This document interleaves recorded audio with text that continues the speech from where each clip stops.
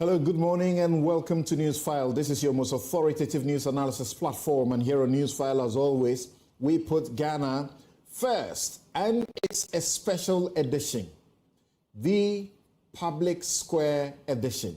With me, Samson, Lardy, Anyenini, and my very good friends. I'm Paul. And my name is Kojo Yankson. So, stop Galamsey now.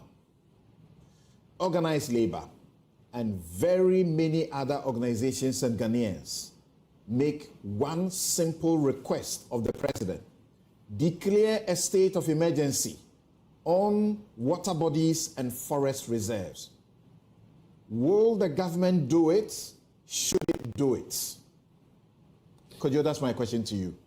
Well, my question to you, MFA, is this. Now that they have been asked for more time, should organized labor take their foot off the gas? Well, I wish I had answers to that. But my question then to all of us is that 53 Democracy Hub protesters embarked on a demonstration against illegal mining in this country. They are still in incarceration. Many of you have seen letters from them. I would say letters from incarceration all over social media. Should they be released? That's the question to all of us this morning as well. And that is your Newsfile Public Square edition. We'll write back to let you know how you can join the Public Square. We'll write back. You're welcome back. This is Newsfile. It's your most authoritative news analysis platform, and here on Newsfile we put Ghana first. And this is a special edition, the Public Square edition, with me, MFA, and Kojo Yankson. Now, what are we talking about? Public Square edition. What's that? Well, Samson, I think it's very important at this time in our country's history that we have a conversation like today's. Mm-hmm. It's starting to seem as if Galamsey is a matter that affects only some Ghanaians and not others. Right. That doesn't quite compute, since the effects of it, we are all susceptible That's to. right. And so today's conversation is to bring that out. All right. To give Ghanaians the opportunity to explain how it affects them, to explain how they feel about this existential threat that we are living with every day. So we've designed this show in a way that allows for the public voice to be heard. At the right time during the show, we are going to let you have a Zoom link and a phone number, which will mean that you can have the chance to join us and in a very limited and regulated 3-minute space, explain to us how you feel. And we're going to hold you to that. Absolutely. Yeah. Yeah. Explain to us how you MFA is feel here. She'll make sure about this minute. Yeah. She'll make sure of it. And of course, we are live on all our social media platforms as well. If you're not able to join via Zoom or via the phone lines, you can as well join via social media platforms with the hashtag No to Galamsey, hashtag Newsfile. But really, we've heard from our children, the next generation, extensively, at least on the Super Morning Show, on radio, on television, amongst others, telling us about their concerns about illegal mining. The question that many people are asking, at least we've had all the impacts, environmental degradation, everything we need to know. Babies being born with deformities. Amongst others. The fact that in the next 4 years or so, we are going to start importing water. We've heard about food scientists tell us about the impact that is going to have on food crisis, at least the food that we're going to be eating, agriculture, the impact on agriculture, amongst others. Really, what else do we want to see? Right. In the last few days, we're hearing about Densu, the Densu River, just here, Central Region, close to the Greater Accra region. We're seeing traces. That water is also turning color. My fear is what's going to happen with the Volta Lake. Are we waiting? Talking about Volta Lake, talking about agriculture.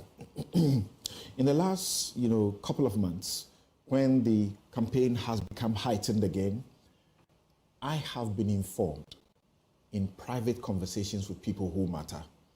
And the conversations have led me not to want to make any purchases as I travel around the country. Yeah. Because I would normally pull by and get some cassava, some whatever it is. Pineapple. But I have stopped because I have been told what shakes me. I'm told about even this circumstance, which I think was public some time ago. We may have forgotten that water that has been polluted in a particular area was tested for mercury. And then bread that is sold around that area was also bought and tested, and there were traces of what do you call it? It's arsenic, whatever they call them. So I come to ask myself, what is going on? Samson, let me share something with you. This is from the World Health Organization website, okay? And it's about mercury, since you brought it up. Right. So mercury, according to the WHO, may have toxic effects on the nervous, digestive, and immune systems, on lungs, kidneys, skin, and eyes. The WHO considers mercury as one of the top 10 chemicals or groups of chemicals of major public health concern. Guess what the other ones are? Well, I'll give you two examples of them. Lead is one. Yeah. Lead poisoning, what does that do? Well, lead, when it enters your body, it is distributed to the brain, the liver, the kidney, the bones. Now, this is the most dangerous thing about lead. There is no level of exposure to lead that is known to be without harmful effects. No level of exposure. No level. Even the most minute level will harm you. Yeah. So in essence, you know, when whoever warned you has helped you. Right. But the problem is that it's not just the food we buy as we travel across the country. I was actually told if I went around the Volta region area, then I could buy it. You might be safe there. Yeah. Oh, well, But for how long will it be safe there? Right. because that food is From what we making are its seeing. way into Accra. It's making its way onto your table. That's it's right. making its way into your chop bar. You rip a piece of flesh from your juicy tilapia and you put it in your mouth. Right. You have any idea what you're eating? Arsenic. Arsenic is a poison that targets the nervous system, especially of 6-year-olds and below, and fetuses. So if you are pregnant and you have a craving for yam and they bring you yam from your hometown, you might be affecting the mental health of your child. Right, and we have introduced you to our 3 questions that we are asking. You can help us to answer those questions. My question is a very simple one. As far back as 2022, Occupy Ghana issued a statement, and they issued several other statements and reminders after that statement to the government and to the president. They were asking the president to invoke Article 31 of the 1992 Constitution. Article 31 says the president may, acting in accordance with the advice of the Council of State, by proclamation published in the Gazette, declare that a state of emergency exists in Ghana or in any part of Ghana, that is instructive, for the purposes of the provisions of this constitution.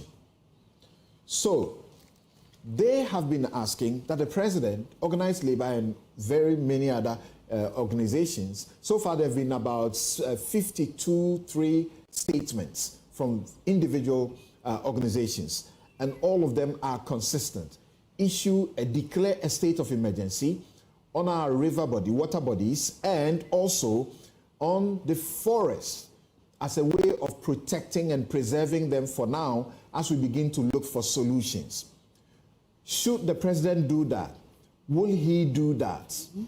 That's my question to you. And we've been told it's not a simplistic situation. And when I hear English like that, it's concerning, because if we have leaders who care about the next generation or the people that they are leading, there's a way. We saw what happened with COVID. We've seen situations where we've had to intervene in ways that was very uncomfortable. That's right. So if we have leaders who are not participating in what we are trying to fight, because it will be difficult if we can't win this when we have people who are engaged in this and they have to fight themselves, like Ojo, you've been saying. They can't fight themselves. It won't work. And that's what we're essentially asking them to do. Right. Because if we have 53 individual organizations issuing statements, saying things, because I've always said that these individual institutions that we've talked about, we've had Ghana Medical Association, they're made up of all the doctors, the finest doctors we have in the world. They've gone into this. I'm not sure they just issued statements out of the blue. We've heard from the Ghana atomic energy. You're talking about lead, you're talking about mercury, you're talking about all kinds of chemicals. We've heard from scientists, we've heard from all of them. And they make up this country and they know what they're talking about. Right. They've issued statements. They know why they're saying we should go the way we're going. Yeah. And we say what? So MFA has asked you guys the question. All of you, you can also help her to answer that question. Whether or not the 53 protesters, Democracy Hub, who were arrested. We understand some of them were just passers-by. They were just standing by. And the Attorney General actually gives an indication by instructing the prosecution that they should ensure that by the next time, those people are not brought back to court. Should the people arrested be released or granted bail in the least? And you know that there's an ongoing demonstration now. It started on Thursday, Friday, and it will end today. That's also 3 days. They are demanding an unconditional release of those who have been arrested. Could you ask you that important question?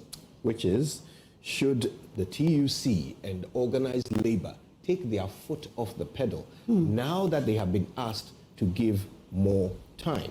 Now, you have to understand there's a history to this. First of all, on the side of the TUC, they have proved in the past how powerful they are as a pressure group. Sure. How they managed to stop the sale of slit assets. Right, absolutely. Yes. And it happened unequivocally. So it is quite clear that when there is a threat of a standstill by labor, government acts. So we are banking a lot of hope on them. However, we also know that the president has history of asking for more time, and by making that request, cutting short protest. We all remember when the members of parliament, claiming to be acting on behalf of their constituents, asked for the removal of the finance minister, Ken Ofori-Atta. They were then invited to a meeting with the president, following which suddenly the will of their constituents seemed to change, and they then understood it was necessary to give more time to the president. So on both sides of this conversation, there are people who have history of having their way. So whose way should it be on this occasion? And what is your way? What is your preference? How do you want things to turn out? Do you want organized labor to give the president time? Time to do what? What will happen in that time period? Why is it important for the president to be given some more leeway after 7 years and 9 months? But he was given 1 month. They gave them 1 month. Right. And that expired. And then they declared 10th October. That's right. The day for that public shutdown. But the president says the government is simply saying that we have set up an ad hoc committee. The ad hoc committee is working.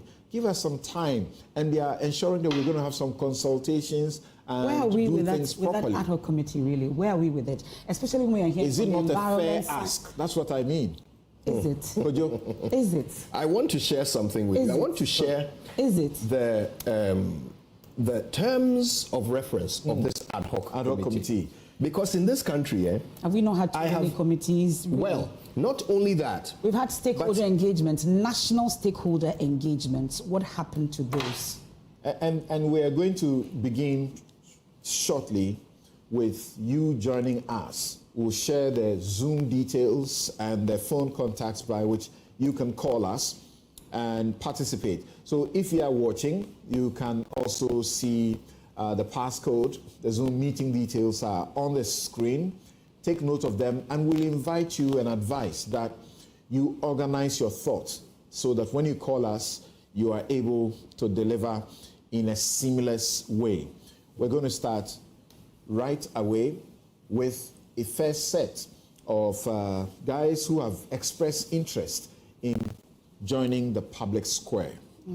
But Kojo, what's leading us to the terms of reference? Let me share the terms of reference of the five-member ministerial committee that has been set up, okay? Well, first of all, I'll tell you who the members are. Information Minister Fatimatu Abubakar, Albert Kandapar, the National Security Minister, is the chair. And then, of course, we have the Minister for Lands and Natural Resources, Samuel Abujinapo, Minister for Defense, Dominic Nitiwu, Minister for Employment, Labor Relations and Pensions, Ignatius Bafwewa, and of course, I've mentioned the Information Minister already. Now, it is the terms of reference that I want to share with you. All right. And I think they are on myjoyonline.com, so let's bring those up. Now, the first thing is that they are supposed to do an assessment of government's efforts so far in the fight against Galamsey. Okay? So they've not been set up to fight Galamsey. They've been set up to determine whether or not the efforts so far have worked. Okay. They are also more engagement. Thank you. They are also supposed to find out why all efforts to provide alternative livelihoods for Galamseyers don't seem to have worked. Okay? That is what this committee has been asked to do. But they have not been asked to fight Galamsey. No, but they are supposed to come with some recommendations or advice to the president as to how we proceed. So that You starts don't to have tell enough you. advice already. That starts to tell You you don't know what the to intention do about the is. situation already. Something, is that what you're saying? Maybe that the president, as we sit, the president is does not know what at exactly his should wit's be end. done. He has done Operation Vanguard. He has done Operation Galamsey 1 and 2.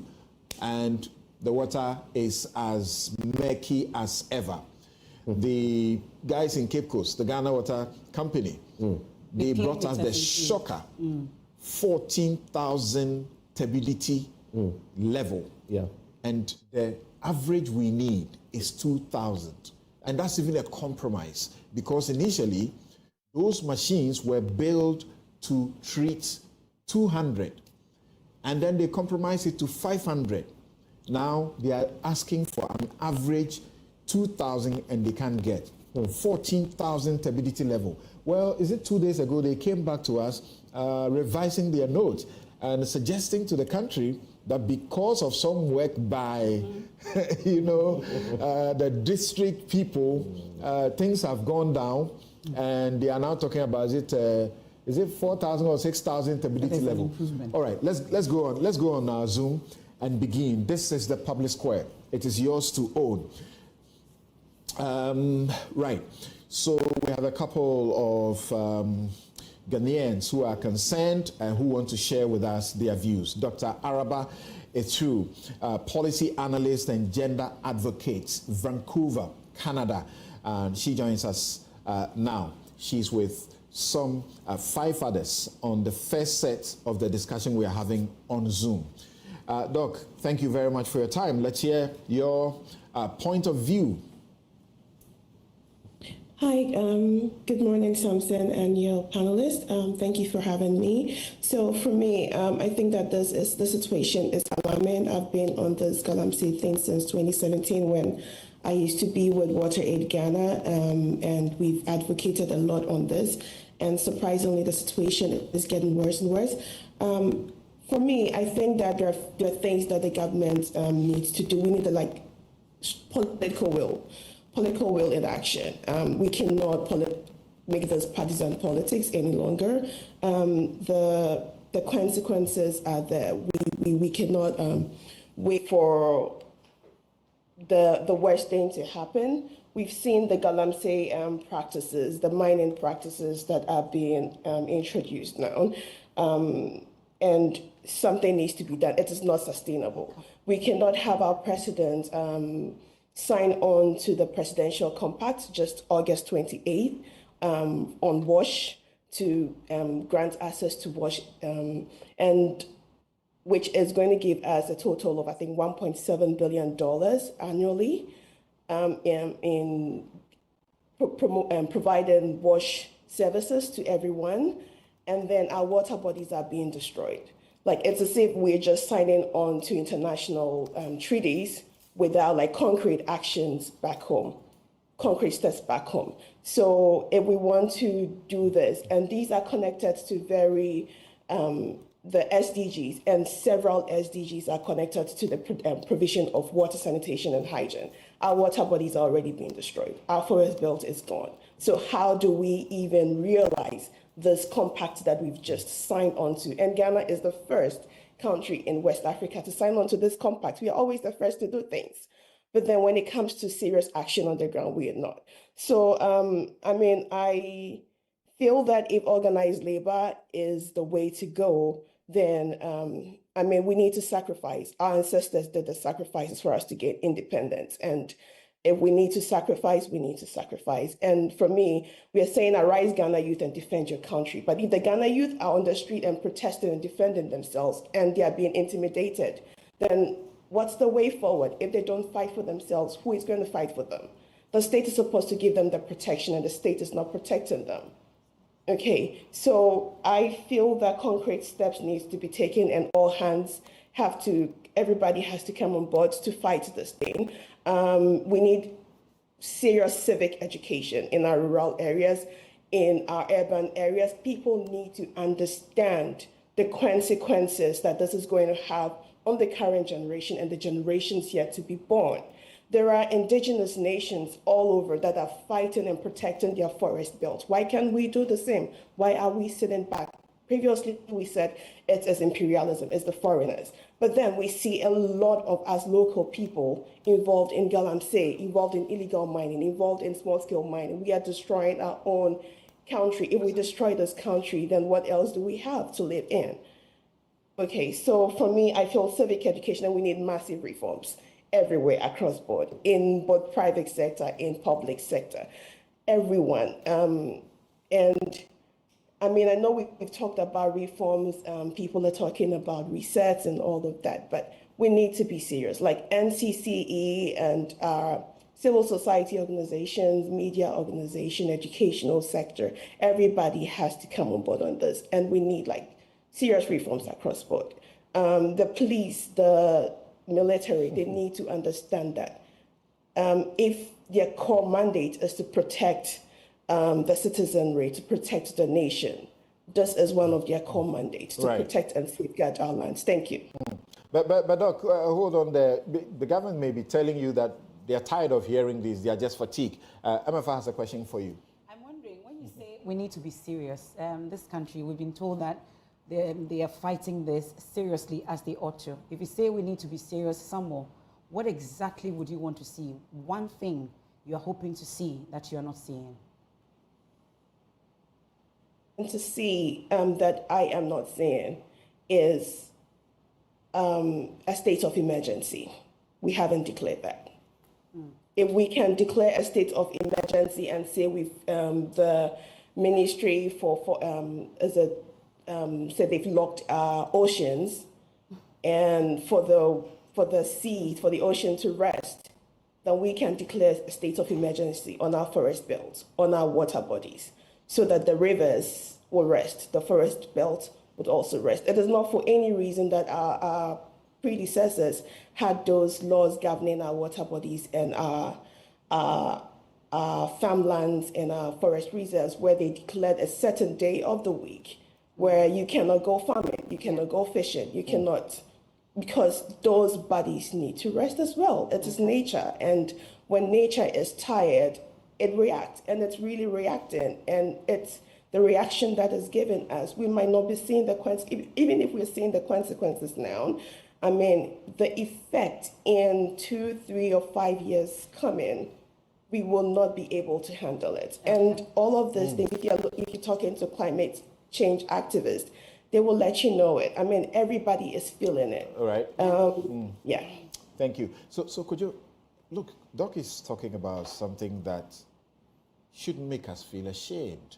That even in the absence of law, black letter law, our forefathers were keeping the environment sane. Samson, I've had the privilege of being exposed to a lot of traditional history recently. And one of the big lessons I was taught was that when our ancestors depart from us, they never leave us. They reassume a new form, either in our land, in our water bodies, in our forests. The same things that we are desecrating and putting at risk. So in essence, when we go and do Galamsey, we are not only putting at risk our future, but we are also desecrating our past. We are desecrating the bodies of our ancestors. There is nothing more disrespectful in our tradition than that. So at the very least, and Prof talks about us, stepping up the civic education, I think some of these messages really need to be pushed through so that it is relatable to those who have a deeper understanding and appreciation of our tradition, that what we are doing is a desecration of our identity and our past. Well, should we go back to Zoom? We have the first set, at least. We've done Dr. Araba Itu. Who are we going next with? Fred Yamwa, okay. Professor of Business and Society and Research Lead, School of Business and Law, Buckinghamshire University, New University, United Kingdom. Fred Yamwa, thanks for joining us, Prof. Thank you so much, Samson. Great. Let's hear you. It does appear the state, managers of the state are fatigued or that they are at their wits' end. I don't know what you think. What can be done? Right. Thank you for the opportunity to engage your esteemed audience on this critical subject. Please permit me to take this opportunity to pay tribute to all who have engaged in this critical issue and contributed in diverse ways to create awareness and also to work hard for lasting solutions. I'm only adding my voice to the urgent call for action. As a Ghanaian with a family ties to a small town, Mansun, Akure, that has been devastated by over 50 years of chieftaincy dispute and still counting in the Amansia West region of Ashanti region, I have on-the-ground information and I dare say some experience on the destruction caused by Galamsey. Indeed, the current events and manifestations due to illegal mining across the country deepens my worry. It is an understatement to say that our nation is under attack. Interestingly, when terrorism is mentioned in the West African sub-region, attention is focused on our borders. Meanwhile, we have birthed and nurtured internal terrorism, Galamsey, which is striking us where it hurts most. Illegal mining is poisoning our riverbeds. It has knocked out our golden port, the cocoa, weakening our economic base. Some of our towns and villages, sadly, sit on Galamsey tunnels. Illicit mining threatens the integrity of our limited roads and highways, and our children's future is also at stake. Honestly, there is cause for alarm. To my countrywomen and men, we are the nice and well-acclaimed hospitable people. But I do not hesitate to say that nice people do not stand unconcerned when the entire country's environmental protection and ecosystem preservation is at stake. Again, nice people who are proud of their culture and heritage do not keep quiet when water quality and availability has become a growing problem. And public health risk is increasing at a pace that our health infrastructure cannot cope. In fact, nice people act when they start experiencing social instability, which is due to socio-economic menace like Galamsey-induced community conflicts. The Ghanaians I grew knowing ought not to accept a situation where illegal mining is fueling dispute over lands and resources, causing tensions between different groups and institutions. Again, nice people do speak out when socioeconomic menace driven by greedy brigade in society causes a country to experience adverse economic impact.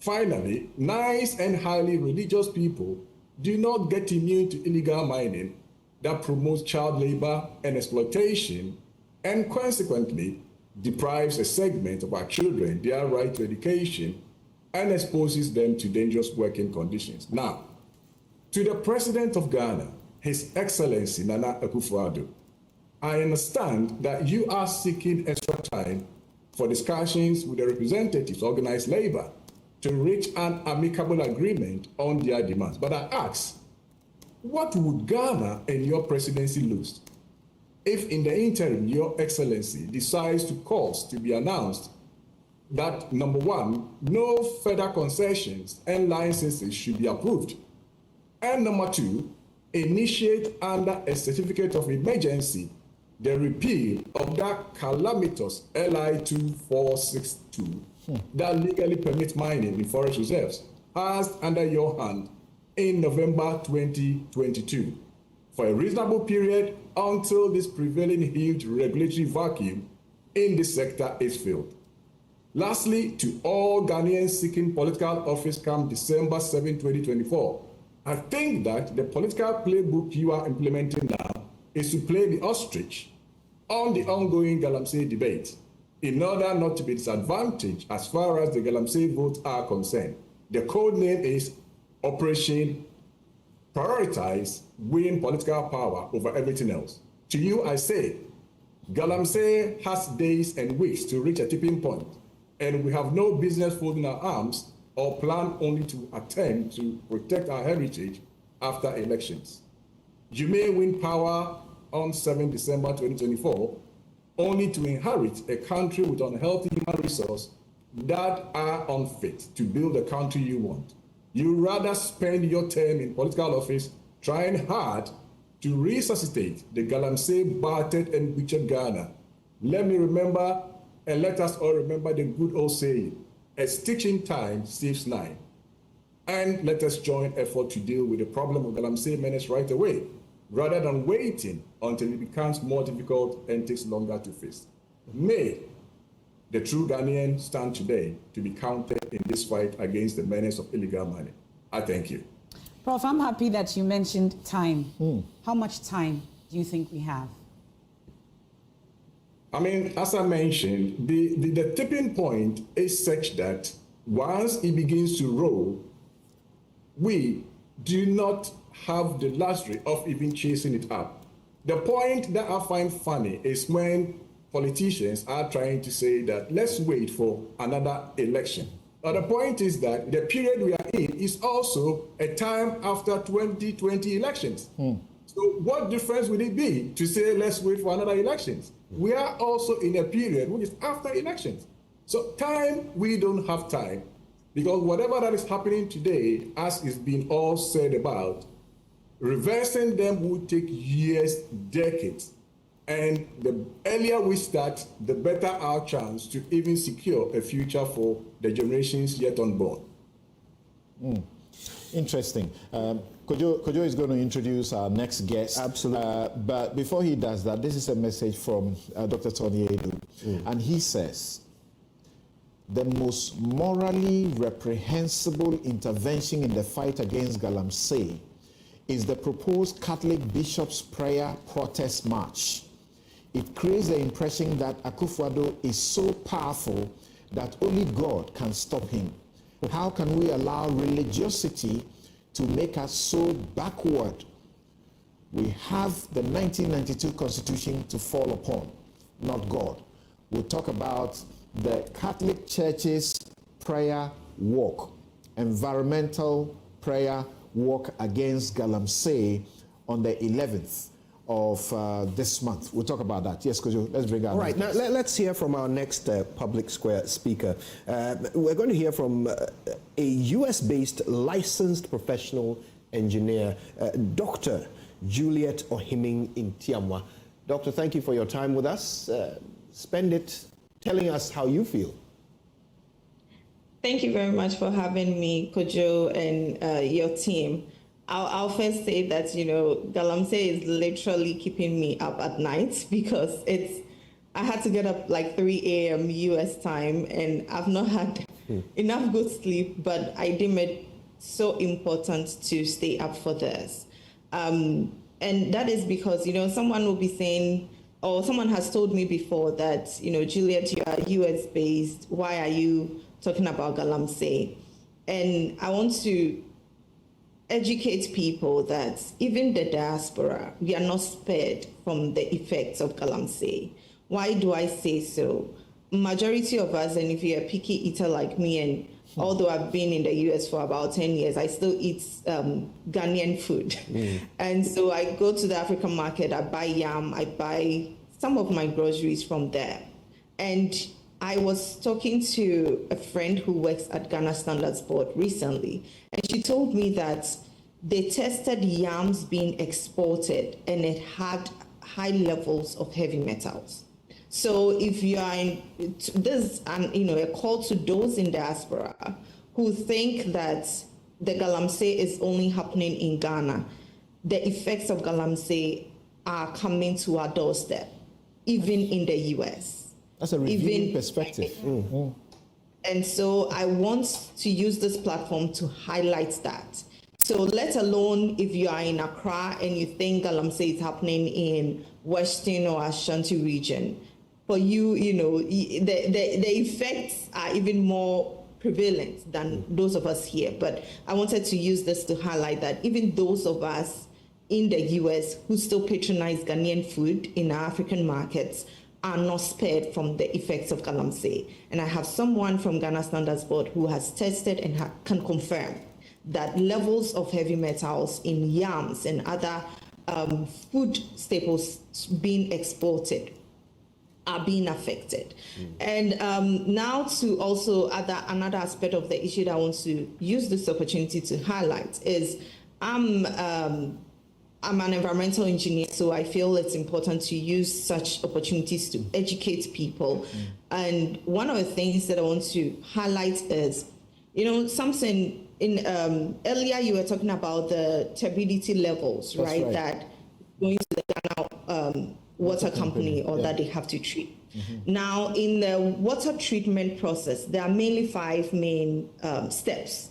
The first step is what we call coagulation. Coagulation is where you add a certain chemical, typically, for example, alum, and what it's going to do is it's going to cause all the small particles that actually cause the turbidity to, begin to clump together.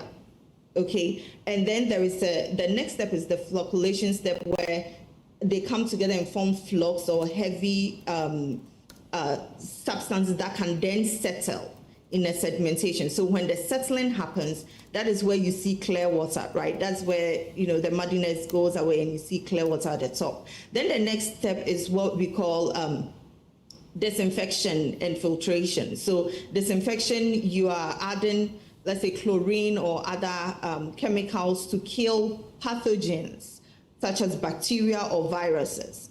And then the last step, you do filtration to remove any residual particle to make sure that the water is clear and goes. All these processes that I described right now, none of them removes heavy metals. And that is something that I want to highlight, that the typical water treatment process does not include removal of heavy metals. In actual sense, any water source that is polluted with heavy metals, it's typically not supposed to be used as drinking water source. So a case in point in the US, I don't know if you've ever heard of the Flint, Michigan issue, where they changed the water source to, a different water source that had lead poisoning because it was cheaper, in quotes. Now, all those people who were involved in that had to face, legal consequences. So the main thing I want to highlight that this issue is bigger than the muddy waters we are seeing, because the muddy waters we can, let's say, with a treatment process, we remove the muddy side or the muddy side or the turbidity, but then there is still residual heavy metals concentration that is not removed by the water treatment process.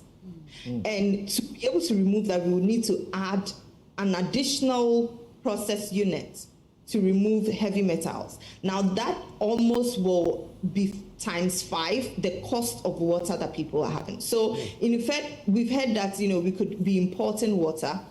It's either we are importing water or we could be paying 5 to 10 times the water that we have to use. And that's because we have to add additional treatment process to it.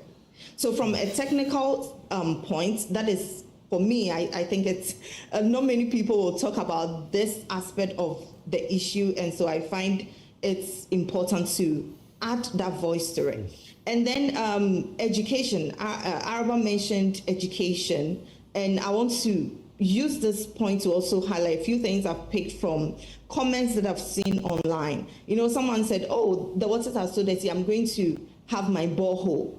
Well, borehole connects to surface water. There is what we call water cycle. So having a borehole in your house does not make you immune to the effects of the heavy metals that will percolate or move through the soil to contaminate your water. So that's one form of education I also want to put out there. Great. And then I was even talking to my sister-in-law, and she was the water coming from her tap is not so clear. And she said, oh, Julie, I'm going to get chlorine tablets to put in my water. And I told her that chlorine tablet does not remove any of those things. Chlorine tablet does not even remove the muddiness.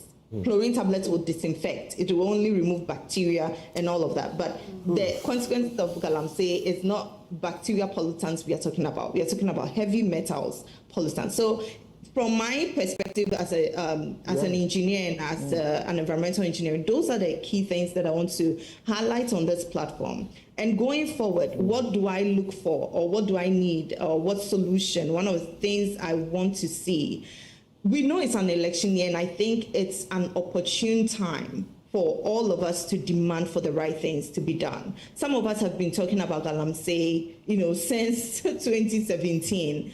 And so I want the organized labor to know that they shouldn't back down. They shouldn't back down because there has been enough time. From 2017, some of us have been talking about this. And so moving forward, for me, my interest is in the two front runners.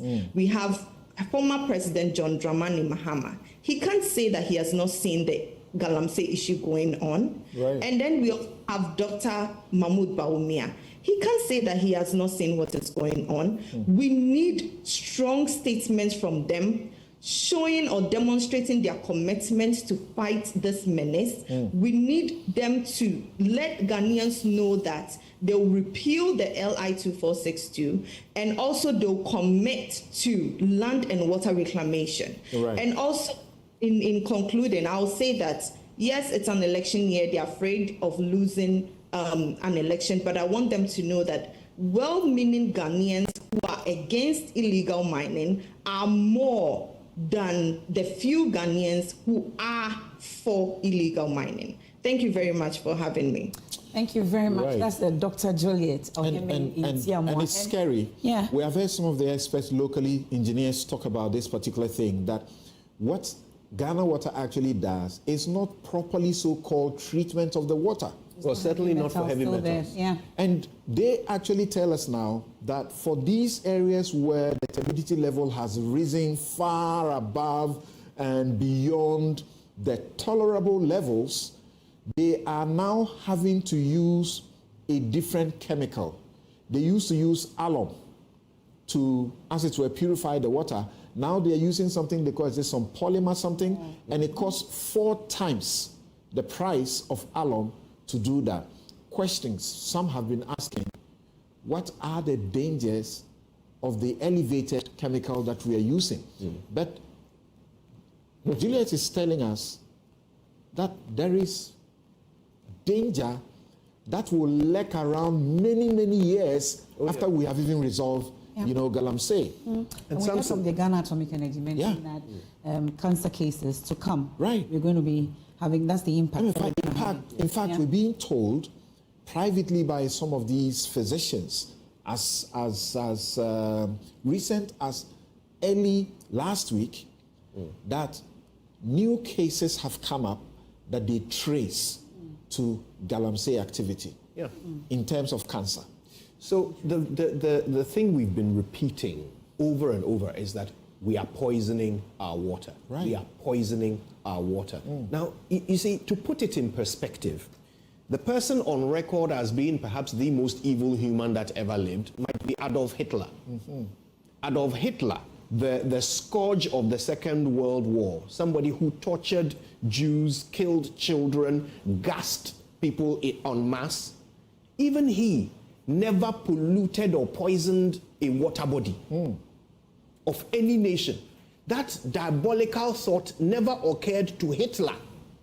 But we are doing it to ourselves. Not only to ourselves, but you've noticed that Ivory Coast has started to get very upset. That's right. About the color of their water. Right. Because of our activities. And so we are supposed to be the nice people. This is What kind of nice people are we? Precisely. This is an act of war.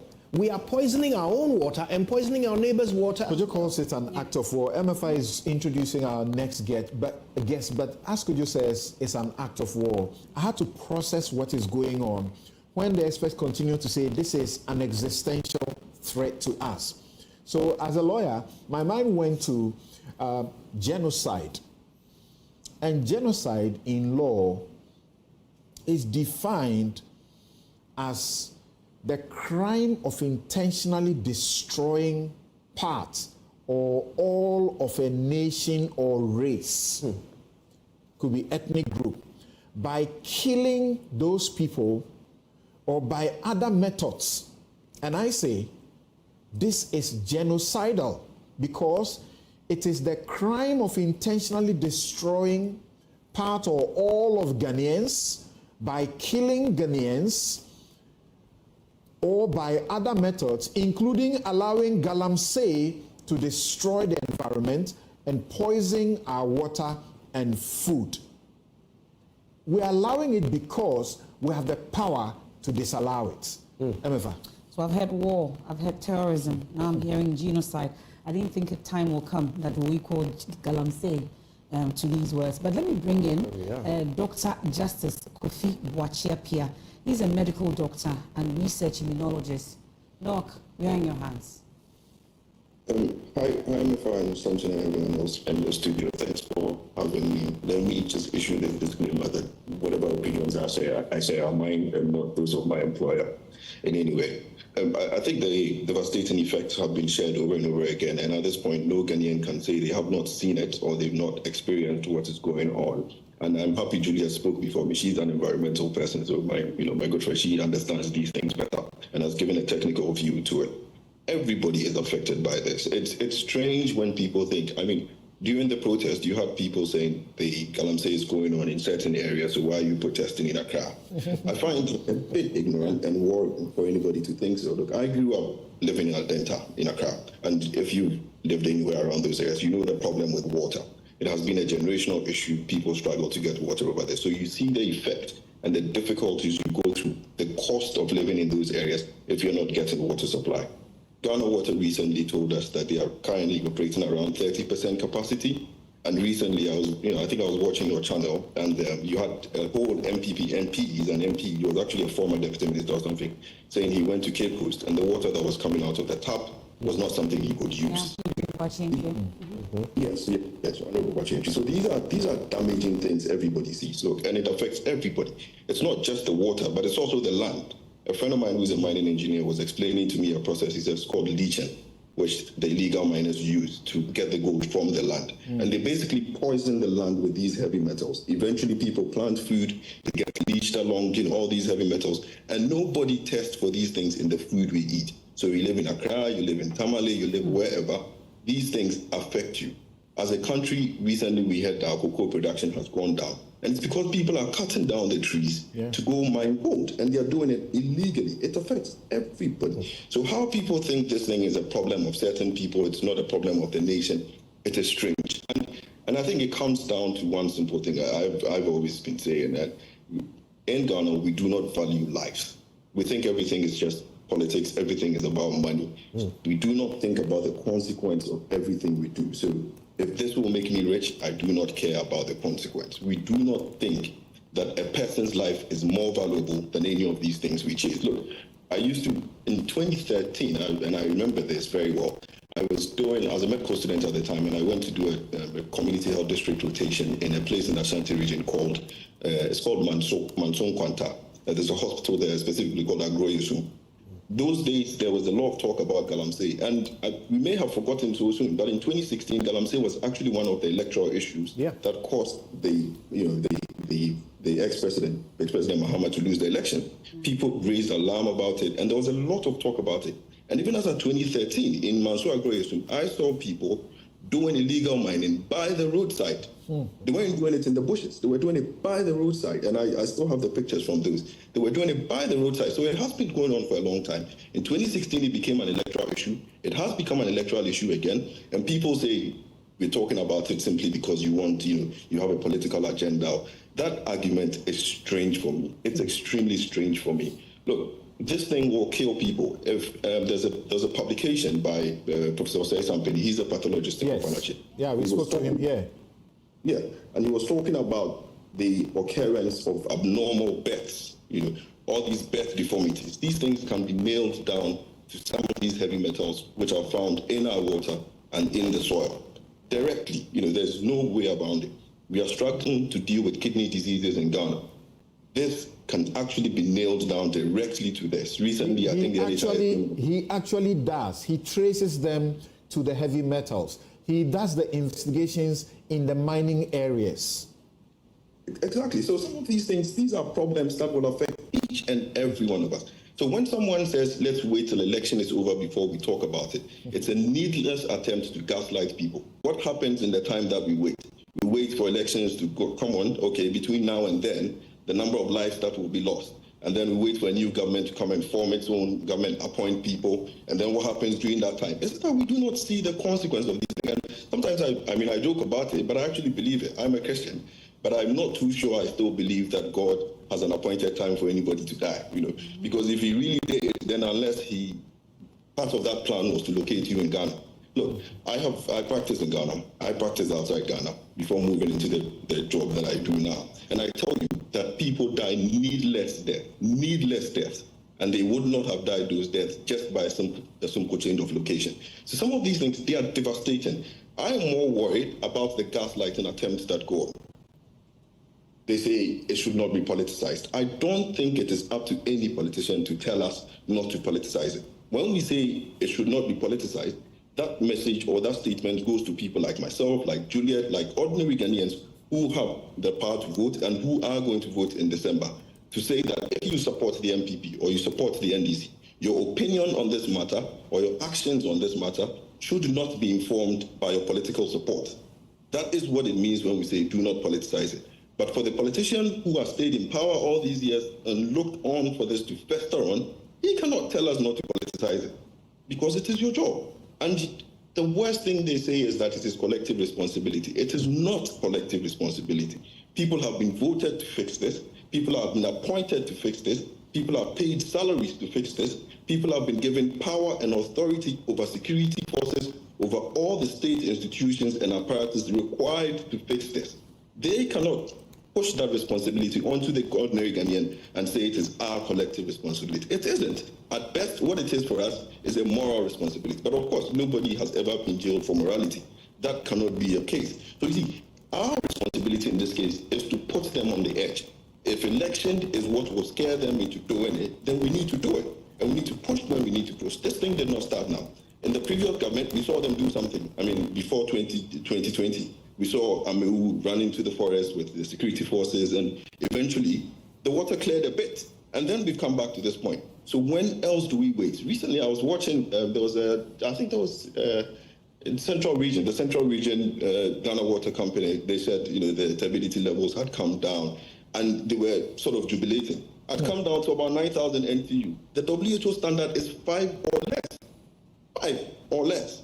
So if it has come down to 5,000, imagine how much we still need to do to get it cleared. This is a big issue. We should not allow anybody. There are doubts about that, and even how the Ghana Water frames that statement to give praise to local authorities, activities that they have done that appear suddenly to have led to that reduction in the turbidity level.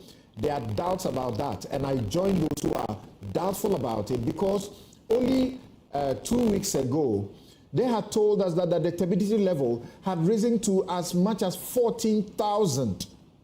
NTUs. Yes, 14,000. And only a week later, after all of the, the heightened, crusade, thanks to them, they come back to us very quickly to say that it has reduced so suddenly, dramatically, magically to that point. Some say it has reduced to 9,000.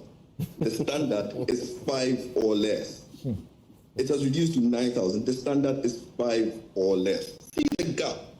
See the gap. You can't even think how that is something to celebrate. It's costing them so much more money now to purify the water. And as Juliet said, and many other experts have also said, they do not test for these heavy metals in the water. So even then, they cannot confirm or they cannot assure you that the water you are drinking is safe. These are major problems. All right. Whether it will take election or it will take agitation, whatever time. Look, people need to do what we need to do. The police can arrest 32 people. yes, they can arrest 50 people, but they cannot arrest 100,000 people if every Ghanaian is getting on board with it. And we need to get what we need to do. We need to do what we need to do to get this problem fixed. It's a major catastrophe. Well, the bit about collective responsibility and how that affects you, really the concern also is that do we not have a responsibility as a people also, while we just putting everything on our leaders? Like I said, we have a moral responsibility, and that moral responsibility is to agitate, is to talk about it. It may even be to threaten them with electoral defeat if they need to do. But of course, you cannot send me to prison or to the police for not fulfilling my moral responsibility, if you want to call it so. I cannot go into the forest to go fight these Galamsey people. They have guns. If you can have community people coming together to say, okay, we are going to stop them. But I think I saw a video recently somewhere in the Seshri area where people went into the forest to go attack the Galamsey people. And they were holding guns. Now, if there's a shootout, anybody dies over there. There's really no difference between that hooliganism that would occur in that situation and what actually the police are charging the protesters for. So it is not a fight you and I can take on. We have people who are paid a salary, very good salaries, to fight this. We have people who have power and authority and control over all the licensing and regulations. Thank you very much. Yes. And could you take us to our next guest? And I'd like you guys to hang in there for us, because once we are done with the last guest, we will have all of you give us in 30 seconds whether you think President Akufo-Addo is in fact tone deaf to the demands for a declaration of a state of emergency on the water bodies and the forest reserve, revocation of this LI, and so on, at least as a beginning. And if organized labor eventually goes on the strike on the 10th, and the president doesn't do anything, what do you propose Ghanaians can and must do? So you stay on there for us, could you? All right, so it's time for our final speaker for this segment of the Public Square. We'll be hearing from more and more of you as the show goes on. But just to end this bit, let's welcome Emmanuel Asari Kuma. Thank you very much for having me. And I really appreciate you guys having me here. I'll begin by showing solidarity to our fellow Ghanaians who are remanded in police cells as we speak, some in prison, for simply protesting against illegal mining, Galamsey we call it. And we do have a protest going on in New York today. We also have protests simultaneously in London. Ghanaians abroad, we are very concerned in whatever is happening in Ghana. And like one of the speakers said, cobia, junipontomri, fufu powder, etc. are all imported from Ghana. We enjoy these, in as much as we don't even live in Ghana. And I always say that I have footprints in Ghana. Been to Ghana several times. I love Ghana. I always have this expression: Ghana is sweet. When you get to Ghana, that feeling, there's some feeling in Ghana that and that sense of nationalism, patriotism that we have. We are connected to the motherland. There's none like that. And the problems of illegal mining, it's been with us for a while now, and we see it getting worse. I remember in 2017, when the voices were loud, Kenashibe and folks, then you call it is it the Media Foundation against illegal mining? The Media Coalition. When they had started, yes, when they had started with all the activism. Then John Peter Mewu was the Lands and Natural Resources Minister, and he was at the forefront of the fight. I remember the Ghanaians really applauded him, when he started, putting in place certain measures that we had seen. We saw that they started making an impact. And I remember in 2017 in June, there was a committee that was set. At the time, because of the voices being loud against Galamsey and all that, the government then, with Peter Mewu as a Land and Natural Resources Minister, proposed a solution to ending illegal mining. And they put together a roadmap document called the Multilateral Mining Integrated Project. And this is a very concise 66-page document.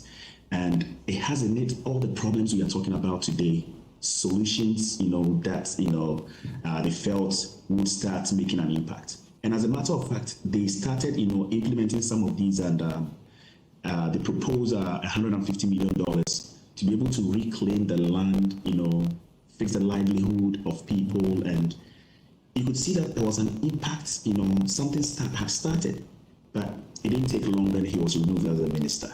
And I want to touch on one important part of this document. That is the land reclamation and rehabilitation. And with the proposal in this document, it is going to be very expensive. In 2017, they proposed $150 million to reclaim the land, the people. And when you read the document and you look at the details of it, with the sector ministries all coming together, all the aspects, I don't think that, the proposal that they have now, that we need an ad hoc committee to sit again. We don't need anything. Everything is on paper. Implement this, move ahead and do something. And we see the president, and those in power, they are tone deaf. They are tone deaf. Look at the body language of the president during the GJA Awards. And I believe in protest, because, and you can tell that the powers that be are also scared of protest. That is why we have about 50 people or 50 plus people in jail or in prison now. And, it gets to the point that we feel that these guys are tone deaf. They don't just want to listen, so we have to hit the streets and push them. And when organized labor now threatens them, that immediately they are called to a meeting and they are told what? That give us some time. It's been 7 years, 7 damn years. This document is there, sitting on the desk, the multilateral mining integrated project document. It's a 66-page document, very comprehensive. And meetings upon meetings, intellectuals, they have put together, at least start something, get somewhere. Then, it's just like a regular project. As you keep going, you're implementing certain things, problems are coming here and there, you keep fixing them, tweeting them. But if this thing has been stopped, now the case is worse. So remember, and they proposed $150 million then. Now what is the cost going to be? Even the cost of lives going to be lost. Pharmaceutical company is saying, Pharmaceutical Association is saying that it's going to cost them way more to even start, producing infusions in Ghana. Because look at the water levels now, and that is a national security issue, and that's a reason why we are all adding our voices to say that there's a need for a national emergency on this situation. Thank you. Right. So now we're coming to all of you. 30 seconds. What should be done if the president does not declare the state of emergency? That as many as 53 or more voices representing associations, institutions, from the Ghana Medical Association, from UTAG, from TUC, and so on. They gave him 30 days. Now they are giving him 10 days to hit the streets. In 30 seconds, tell us what should be done if the president doesn't do this first thing. Yes, Emmanuel. I'll say that we do everything in our power to push the TUC to shut the country down. At least, you remember that it's 2021, when the drivers went on strike, just that one day, you see the impact it had, even though, afterwards, whatever happened, they were able to lobby the leadership and everything. But at least we have reached that situation that this is apolitical, and we need to do something. Because at the end of the day, I'm going to be buying my Kobe, importing it here, and I'm going to get sick. Maybe I invite my friend Obroni to come here and join my little Kobe with me. They get sick and they feel that, this thing is bigger than what we think. We need to stand up. Thank you very much. And I can assure you that some of us will join you wherever it is in New York and elsewhere that you are doing the demonstration, demanding the release of the persons who have been arrested. I am very clear that on this matter, I am not talking about playing what they call a neutral role as a journalist on it, because my point of view is based on law from the Constitution and even our Criminal and Other Offences Act. The police could have processed them for bail immediately they were arrested. They didn't do so. they are claiming very bizarrely that all these people didn't give their addresses. It cannot happen that all of them didn't give their addresses. They kept them in different cells, so they could not have united to deny to give their addresses. Then kept some of them beyond 48 hours in disregard to Article 14 of the Constitution. Then beyond that, they took them to court. Now, let us all not forget this. The people who took these people to court are not the police. It is the Attorney General and the Minister for Justice. They did the most injustice to these people by arguing against bail. The law says bail shall not be used as punishment. As we speak, bail has been used as punishment against them. 14 days. They are in cell, they are in custody. When their rights or their charges have not been determined and they've not been held guilty as of yet. The law says all persons who are arrested or detained for whatever purposes are to be presumed innocent. They are innocent until they have been proven guilty. The judges who also decided that even if they had issues, the return date for these people to return for them to be heard should be 14 days, did the most injustice, the most assault of the Constitution, particularly Article 296, which says the exercise of discretion by the judges and any other person shall not be arbitrary, it shall not be prejudiced, it shall not be biased, and it shall not be on the basis of resentment for any reasons. There cannot be any justification why they have been kept for 14 days before the next hearing. In fact, they should have been asked to come the next day for a trial. The Attorney General, they filed an application asking that a judge, another high court, should hear and grant them bail. The Attorney General went and pleaded that they should be given sufficient time. I have filed the case in the court. I filed the case like today. By the next morning, the Attorney General was in court without literally filing anything to it and arguing on it. And it was dealt with. I think the judiciary also can play a part by commanding these judges to attend to these people as quickly as possible. This is the most injustice that can be done to any human being. I'm not talking about whether or not they committed excesses. That's a different issue. All right, quickly, in 30 seconds, let's go to Dr. Juliet Ohiming in Tiamwa. What should we do if the states or the supervisors of the realm refuse?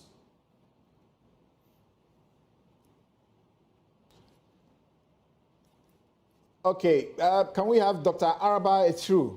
Okay, hello, Juliet, let's hear you in 30 seconds.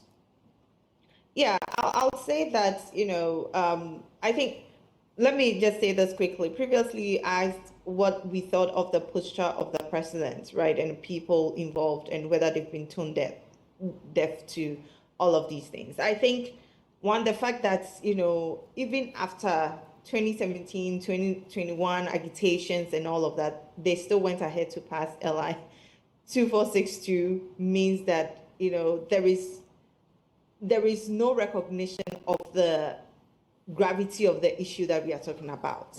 And so, and then for the president to have this ad hoc committee and one of the terms of reference to determine whether the work they've been doing on stopping the Galamsey has worked also shows that, there is not a good idea of what is happening on the ground. What should and what I would do?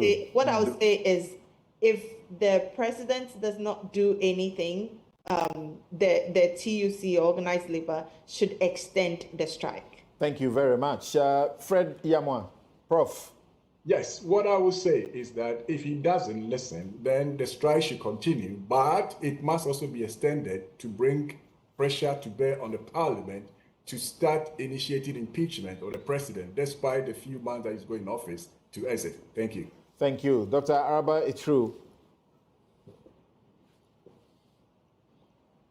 Okay, so I think that, again, I'm going to just reiterate what has been said. the protest must go on. The people have the power. We voted them into power. The protest must go on for as long as it can for the president to act. We need to hold the president to his word, which he said, I'm ready to put my presidency on the line. And what does that mean? Putting your presidency on the line, which means that you're ready to go. So if you cannot act now to safeguard our water bodies and our farmlands and our forest belts, then it means that we need to let you go. And then bring in people who can actually protect us as citizens. So the protests must go on. Organized labor must not back down. Thank you very much. Who is left? I think. Who has not been heard on the last word? We've done it all. They've all No, I gone think. through it. Yes, go ahead. I think.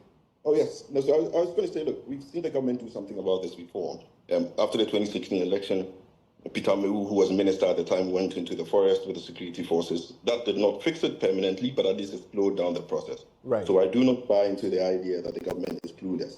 Ghana is not lacking in experts. There are many people to guide them to do it. There's a strange propaganda that is going on, and you've heard government appointees and even people high in the party say that it's going to affect the party's electoral fortunes if they fight this. It is strange. I think it is sponsored by the beneficiaries of this, because for anybody to think that the people who benefit from Galamsey outnumber in any sense the teeming masses of Ghanaians who will suffer or who keep suffering the consequence of Galamsey is a strange thought. If you fix it, there are many more conscientious people who will support you and your bid, rather than please the few people who benefit. Unless, of course, the benefit is not just about number, but someone else is benefiting in something else, maybe monetary terms or something that we don't understand. If organized labor is not able to do this, elections are coming, and Ghanaians have every power to do what they have to do. Thank you very much. And this is where we take our break and return. The Zoom details you see there are yours, and the telephone numbers that are published there are yours. We return quickly. You join us, and in a minute, in 2 minutes, let us know what you think. But something, as we go for this break, I think directly to President Akufo-Addo. Right. If this is very important to you, I think that you owe us a Sunday evening encounter, at least to tell us. You met organized labor. They said there are moves to revoke LI 2462. At least tell us what exactly, how concerned you are about illegal mining, because you had media, GJA Awards, it was put to you directly, you were there. You said nothing about it. I'm hoping that at least you're putting together an encounter, at least a Sunday evening, fellow Ghanaians, to let us know exactly where we are. You've put together a number of ad hoc committees so far, a number of stakeholder engagements. You have ministers, you have DCEs, you have everything at your disposal. They've done something, you say. You insist that something has been done about this situation. It's time for you to account to us what exactly has been done and what will be done going forward. You know, Samson, thank you so much for making that definitive point about where you stand on this matter. It's very easy for the public to assume that the media is supposed to be neutral. We are supposed to be objective, and there is a difference. Okay, for example, if somebody rapes a child, we can't say that we are standing in the middle between the rapist and the victim. No. In certain instances, wrong is wrong. And if our water is being poisoned, wrong is wrong. So now Ghana is divided into two groups, perpetrators and victims. And anybody who says anything at all apart from Stop Galamsey now is a perpetrator. It's as simple as that. We're going to take this break. When we come back, we'll hear more from you. This is Newsfile, Public Square. We'll be right back. Our own MPP members are making the fight against Galamsey more difficult. We have said repeatedly not to mine along the rivers, yet they still do.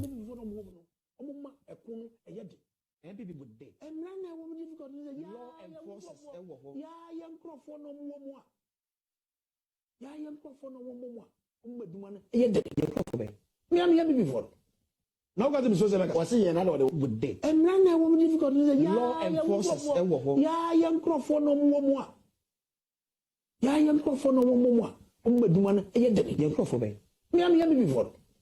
Now got to say like was saying another ana I don't go say what no crofo yeah me am before no mo no omuma ekunu e de and before na Galamsey na ma fight na difficult. Of course. It's a fact. It's a fact. They see men cons one and Koyadi, now would be a home.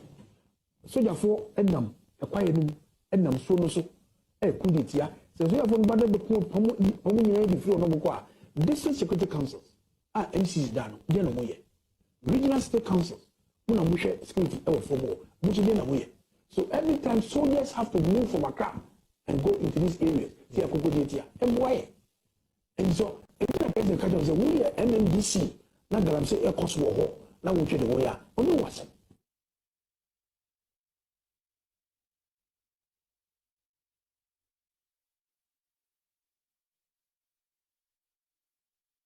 We did it as a party and as a government prior to the 2020 elections. And if you can recount all our seats in the mining communities that we were trying to control, we lost all the seats, the parliamentary seats there.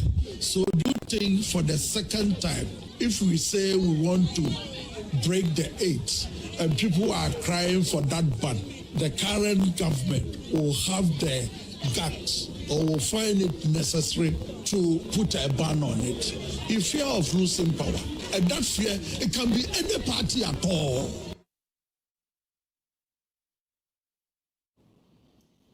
These are government officials and MPs welcoming us back to the Public Square edition of Newsfile here on the Joy News channel, also on Joy 99.7 FM, myjoyonline.com. And the moment that we've all been waiting for is finally here to join you, the ordinary Ghanaian, via Zoom, and also on our phone lines, which have been activated now on 030-2211-691. But I'll stay on Zoom, and we'll start off with Akufo-Addo joining us. You have just... But those who spoke, the first person speaking was Titus Glover. Yes. That's the Greater Accra Regional Minister. Saying that they can't stop it, they are unable to stop it because their own people who are in the Galamsey are the reason. Yeah. And the next person is the MP who is where? Is it Asante Achim? South or so. Yeah. Okay. All right. Please, let's go. Akufo-Addo, 2 minutes. Yes, please. Yeah. Basically, I did a small survey in the past 2 weeks. The last week of September, and it is ending tomorrow, the 6th. And these are my key findings. I had a question on Galamsey. Let me add that this was purely on social media, WhatsApp platforms and Facebook. So 83% of those who have media, who came on, who conducted, who participated in the survey indicated that they had made their final decision as to who to vote for. As to the question of if they have put Galamsey into consideration or not, I don't have that information. But then 17% said their decision wasn't final. Only 2/3 of that number indicated that Galamsey would be one of the key things they will use in deciding who to vote for. My worry is there is that 1/3, and there is the vast majority of the 83%. Did they consider Galamsey? So this is what I have to tell the nation. Let's consider Galamsey in our decision making. Over. Thank you. Thank you so much, Akufo-Addo. Well, we stay on Zoom? Yes. Let's talk to Nikote. Nikote, you have 2 minutes. Let's hear you. Thank you, and I appreciate the opportunity to share our thoughts to everybody. I have 2 quick points. I wanted to highlight that all forms of mining have environmental impact, and I think we need to kind of look at mining in general, both legal and illegal. We saw sort of many licensing grants to folks to mine in forest reserves. They were legalized. And so all forms of mining should be assessed, and we should have a holistic approach in understanding what the crisis is right now. I know that in 2009, there was a cyanide spillage by Newmont, right? And so even our large multinational firms have been caught up in this in the past. And so we need to have a broader assessment of mining in general. That's number one. Number two, I think we need to assess the role of the judiciary in its treatment of stifling political dissent. I don't think they attach a lot of urgency when it comes to protest culture and expanding human rights in this country. And I really appreciate Samson for forcefully today really, talking about the role of the judges in this injustice that has been carried out against people who I term are political prisoners. Because this is purely a politically motivated attack on protest culture. And I think our judges need to be up and doing when it comes to protecting this right to dissent, which is granted all of us. Indeed, civil disobedience, that is people going out to break the law in order to advance the cause of justice, is well known. So whether people break the law or not is not the point. The point here is that they are afforded due process, right? Their rights are protected with urgency and seriousness. Right. And I didn't see that from the judges. Thank you. Thank you, Nee. Thanks very much. Well, we have Amanda Clinton on Zoom. So let's go to phone. Now, Amanda Clinton, hold on. Amanda Clinton and several other hundreds are on the Zoom. Hold on for us. Amin, you're calling from Tamale. Yes, I'm calling from Tamale. Go ahead.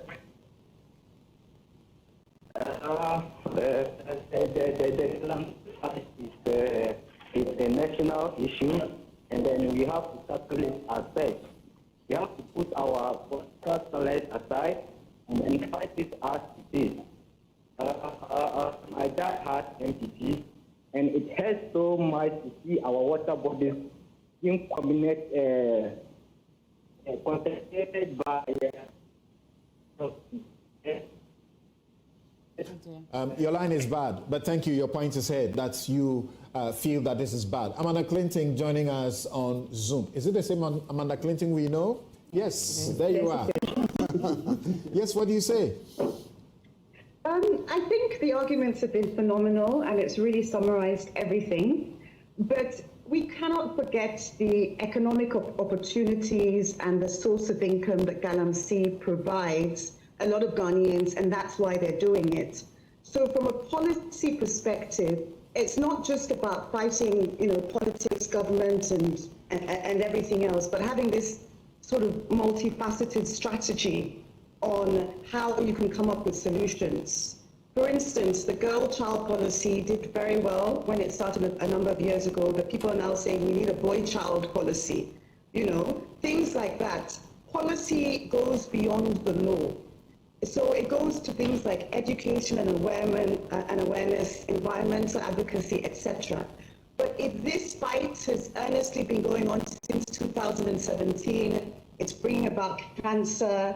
There was a lot of talk about this as national security, war, terrorism, genocide, etc. Sometimes you don't win a fight by fighting it, but by addressing the people who are actually making money from it, and that's their source of income, and giving them alternatives in order for the environment to be saved, basically. So, it's not just about strict enforcement of law. It really is soft policy and as well as hard policy, and knowing government cannot make this happen if the people are benefiting from it. So you've got to address the people and you've got to make them change their mindset so that en masse they do something about it. But what we keep fighting against might not necessarily change if we don't adopt policies that will actually educate, have awareness, and just advocacy really does help as well to the people on the street and to the people who are actually benefiting financially, I think. All right. Thank you very much, Amanda. That's Amanda Clinton. She's a legal practitioner. Who is next? Let's talk to Richmond Opoku. Richmond, good morning. You have 2 minutes. Yes, good morning, Samson. Good morning, everybody, the team and the panelists. So I'm Richmond Opoku, a medical researcher in Swansea University in the UK. So I am particularly concerned. The discussion about cancer, one of the things we've not realized is that the IARC, which is the international body for classifying cancer, classifies about 3 heavy metals as class A carcinogens. What that means is that they are sure causes of cancer. And one of those include arsenic, nickel, and cadmium. And these are all byproducts of Galamsey. and you have things like lead, which are class 2 carcinogens, means they are probably carcinogenic. So from a public health perspective, we have a huge problem at hand. And the issue is that some of these carcinogens stay in the body for as long as they could be. And so even when the problem is cleared, just like the engineer was describing from the engineering point of view, that these things are still going to linger in our water bodies. And so we have a huge problem. Even though we are trying to put a stop to it, we have to also look at our healthcare system. We need interventions to mitigate the long-term effects, public health effects. I think these are not being spoken of. And one of the problems we have as a developing country is that when we talk about things like hypertension, diabetes, we always look at the West. But what we forget to remember is that when we have such non-communicable diseases, those who suffer most are the developing countries because we do not have the structures to mitigate their impact. And so we have a huge problem. And for me, one of the stakeholders that have been neglected in this discussion so far is our traditional leaders. I think we are hammering so much on the political leadership, but we shouldn't forget that after December, the political leadership will not feel the pressure so much. So we have to also re-strategize, and as part of our efforts, look at traditional leadership. Thank you very much. Because the traditional leaders don't give license for mining. Absolutely. They can do something. They have a part to play, but they don't give the licenses. The licenses are given in Accra. Yeah. The Constitution says the lands that we find minerals on are vested in the president.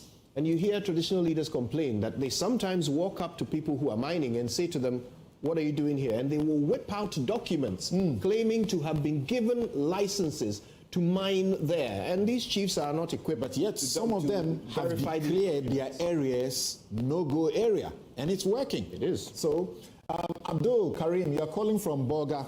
Let's hear you. I just want to draw Ghanaians' attention to the fact that health issue doesn't have political color. So we should all endeavor to fight this canker, which is Galamsey. I want to also defend a little bit from Amanda when she says that we have to look at those who are benefiting and stuff like that. People in issues like armed robbery, there are beneficiaries, but we say all people who are well-meaning know that armed robbery is no good. So we are all frowning at it. And so anybody who is into Galamsey is committing crime, and that's the bottom line. And so we should all come out and to fight it, to fight with all that we have. That is my take. Thank you very much. In fact, Galamsey means illegal mining. It is illegal. It's criminal. Engineer Haruna Saidu, let's hear you. Samson, thank you very much. So I'm not a lawyer, but I'm a wood scientist. I'm a student in Hungary. I get worried when you say, let's ban illegal mining. How can we ban something that is illegal? Last week, I was in Ghana. I was driving from Kumasi to Obuasi, my hometown. And at Anyenini, I was shocked. You know, now when the cars get there, there's a huge traffic. That is where they sell these water pumps, everything that they send to the forest, and they are selling them. And we know the source. How can the Chinese come to our country? And apart from selling these things, they are building huge warehouses along the stretch of Anyenini, and it is just destroying the beauty of our landscapes. And we are watching on. Apart the number of wood species that are being sunk underground, we are only seeing the surface mining. There are tons of wood they are selling underground, which is very, very dangerous, and a number of people are dying every day. I think this must be impeached with immediate effect. Thank you. All right. But he talks about foreigners, Chinese, and how they dominate some of these things. Our laws are clear. They cannot be involved in small-scale mining. It's reserved for the citizens. And if they breach the law, check what the law has done. President Akufo-Addo said for the 2019 updates of the law that enhanced the sentences to a minimum of 25 years in prison, he said, we cannot trust the judges, their discretionary use in punishing. Therefore, we want to make the law that binds them. And that's how the law was made. Foreigners, if they are found guilty in some of these offenses, they are paying in some circumstances between 360,000 to 3.6 million. In some circumstances, by the law, they are paying between 1.2 to 4.2 million. Yes, Genevieve, let's hear you. I've raised my hand. Genevieve, go ahead. Thank you so much. So I want to look at it from this direction. Let's ask ourselves, why are the international community quiet on our plight?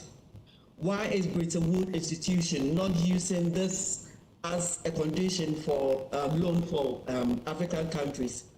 Where are the transnational organizations who are engaged in this activity? Of course, sometimes some of these people serve as shadow parties.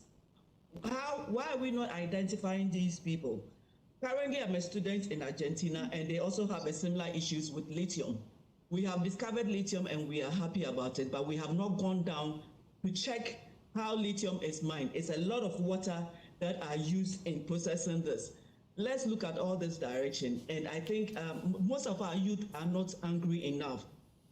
I'm very passionate about Ghana, and when I listen to news all the time, I'm heartbroken.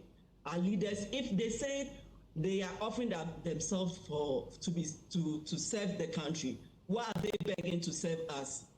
This is a question. Ghanaians, please, let's wake up and do something. Thank you. Thank you. Thank you so much, Genevieve. Well, there's a statement from the UN Resident Coordinator in Ghana. We'll go through it shortly. But let me bring in Ibrahim from Bogoso, a mining area. Ibrahim, thank you for your time. Your conversation, I think they are all blaming the chiefs. But when the chiefs arrest them, they will go into the forest, arrest them, and bring them to the police. Then they say order from above. Then they release them all. And one happened at Azim, my own chief. He sent them, he arrested, he went to the forest and then arrested all those people doing the Galamsey. Send them to the police, and they say order from above. They were all released. So what else can they do again? How long ago did this happen, Ibrahim? Pardon? How long ago did this happen? Oh, about 3 months ago. Okay. Thank you. Order from above. Thank you so much, Ibrahim, for your call. We'll go on Zoom, and Brian is there. Hello, Brian. Brian, let's hear you. I've raised my hand for a very long time. And Brian, go ahead. I want to speak. Do we have Brian? We are asking you to go ahead. Is that Brian? This is John. I'm John Santos Amamu. Go ahead, John. Yes, like I said, my name is John Amamu. I represent USHIDR. Regional rep. So what we normally do, I'm an advocate for Youth for Human Rights International. And as we go educating all youth about their rights, of which Ghana is a part to that charter, the 30 human rights articles that Ghana has also signed on to, say that every human being has the right to life. And if every human being has the right to life, why do we then allow others to do things that will destabilize the life of others? I've been listening ever since we started this program from all our speakers from US and the rest. We are not only affected here in Ghana. Everybody is affected. And we are not happy about how the government has now put some people behind cells because they are fighting for their rights. In fact, recently we had the opportunity to travel to the north. As we speak, Galamsey has started in the northern region, Bole area, and it has started destroying the water bodies. Okay, thank you very much.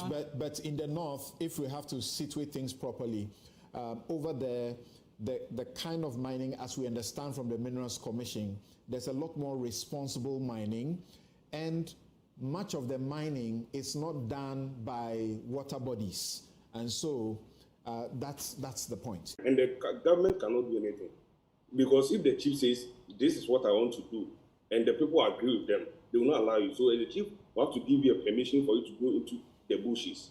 So we shouldn't take them out and say some chiefs are powerless, they will arrest if they don't allow you to come into. That's why even political parties, before they even do their campaign, they have to go and see the chief, because they are holding the land in custody for the people. All right. The government is just an overseer; they change, but the chief don't change. Yeah. Thank you very much. Thank you very much. Let's get Pastor Raymond on Zoom. Pastor Raymond, good morning. Good morning. 2 minutes, please. Yeah, thank you for this opportunity. Pastor Raymond, good morning. I remember in 2007, when President Akufo-Addo wanted to become a president, I was one of the journalists who were at his launching, the campaign launch. One of the questions I asked him when I was with the family, I asked him, there is a perception that you are an arrogant person. What do you have to say about that? And the whole room moved, because everybody will ask that question, but they were afraid of him.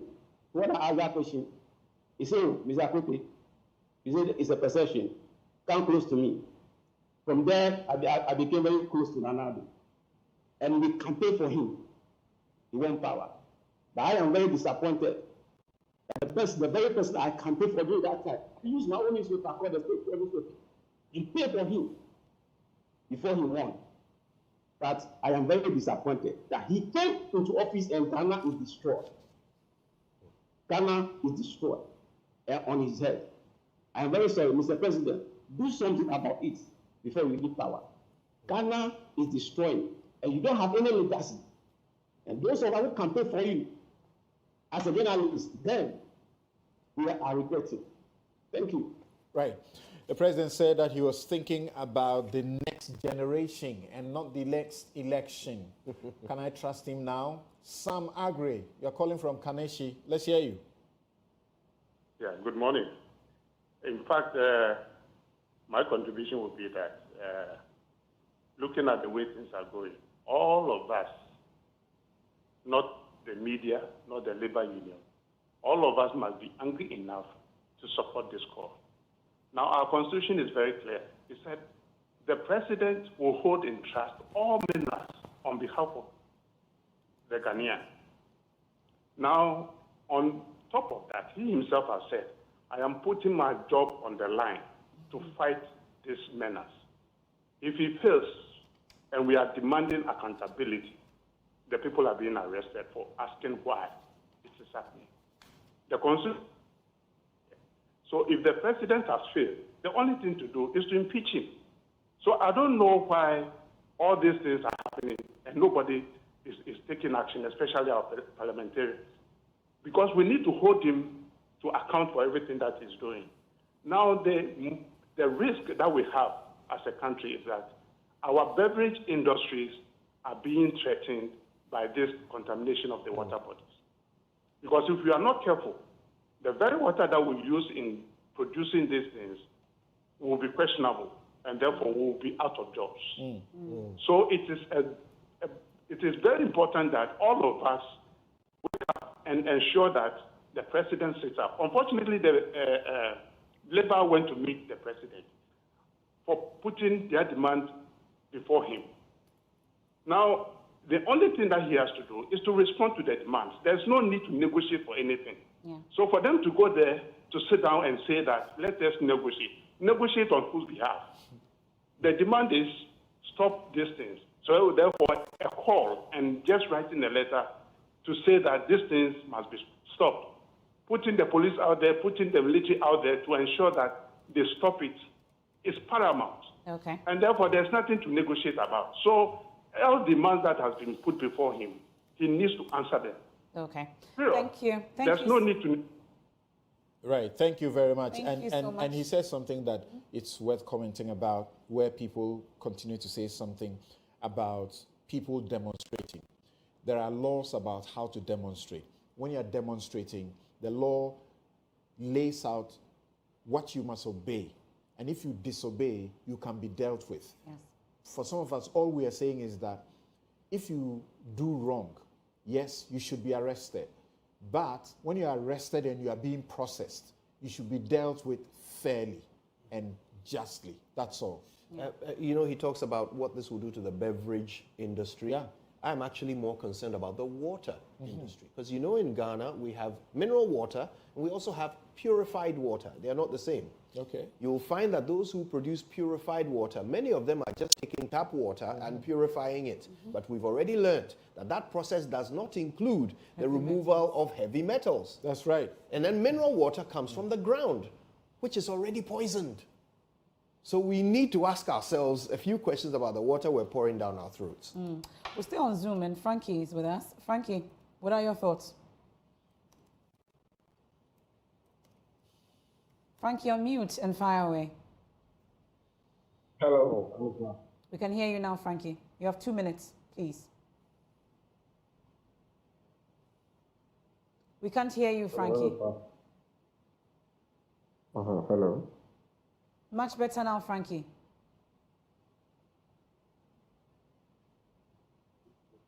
Oh dear. Okay, so can we press stop? Let's do Messi then. Frankie, we have challenges hearing you.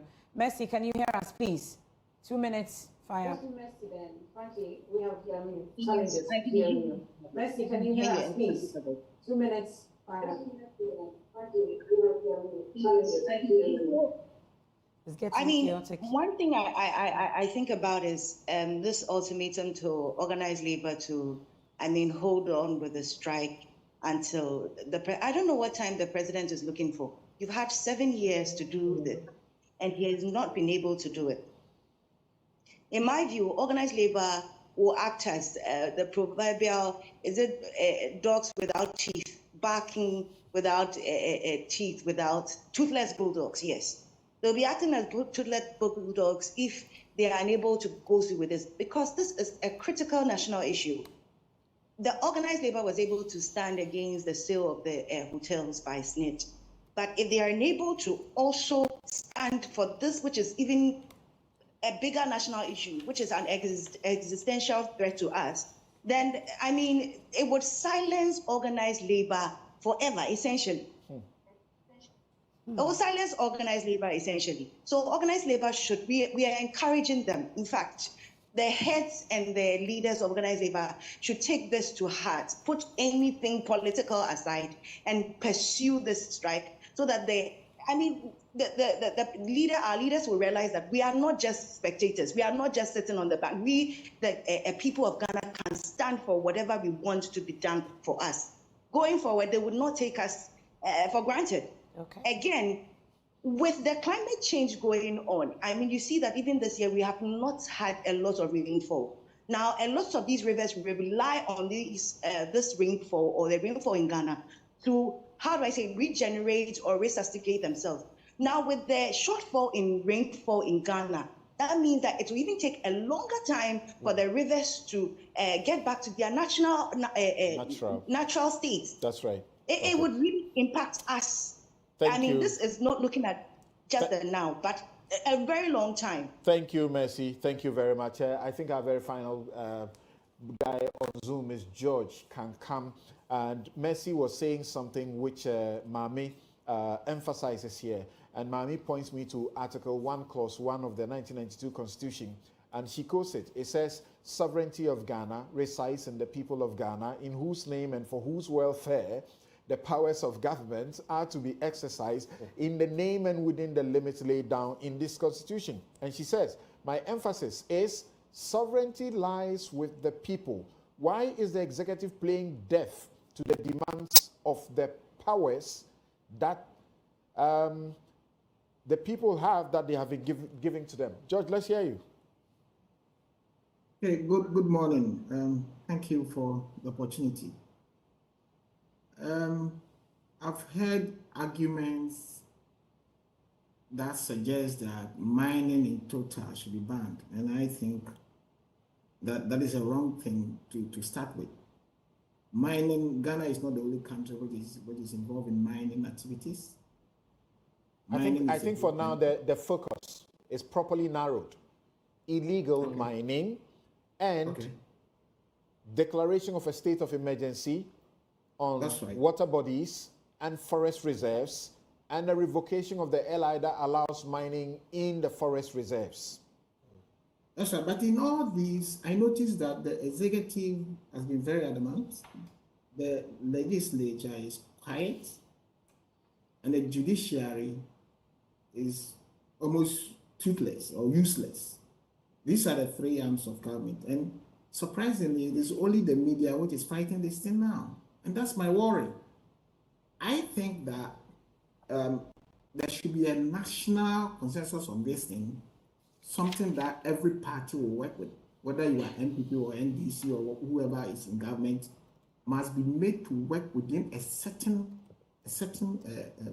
law that people like you, Samson, should advocate, so that there will not be a situation that NPP will say, if I stop Galamsey, I will lose elections, and NDC will say, if I come to power, I'll allow you to do your Galamsey. I think that is where we should arrive at, and all these things will cease. Right. Thank you very much. Right, but please don't forget that prosecutions have been ongoing. There have been successful prosecutions. Over 850 people are facing prosecution for illegal mining. So don't say that the judiciary is not doing much. Maybe the speed at which it has to be done is what has come into question. And the Attorney General pleaded with the Chief Justice to direct judges who are sitting on these cases to fast-track the processes. So far, we are told about a certain number in excess of 100 or so that convictions have been secured. Yeah. This will be our very last one, right? Abdallah, you're calling from Tamale. Yes, please. Good morning to all of you. Abdallah, go ahead. Good morning to your viewers. Good morning. Please go on.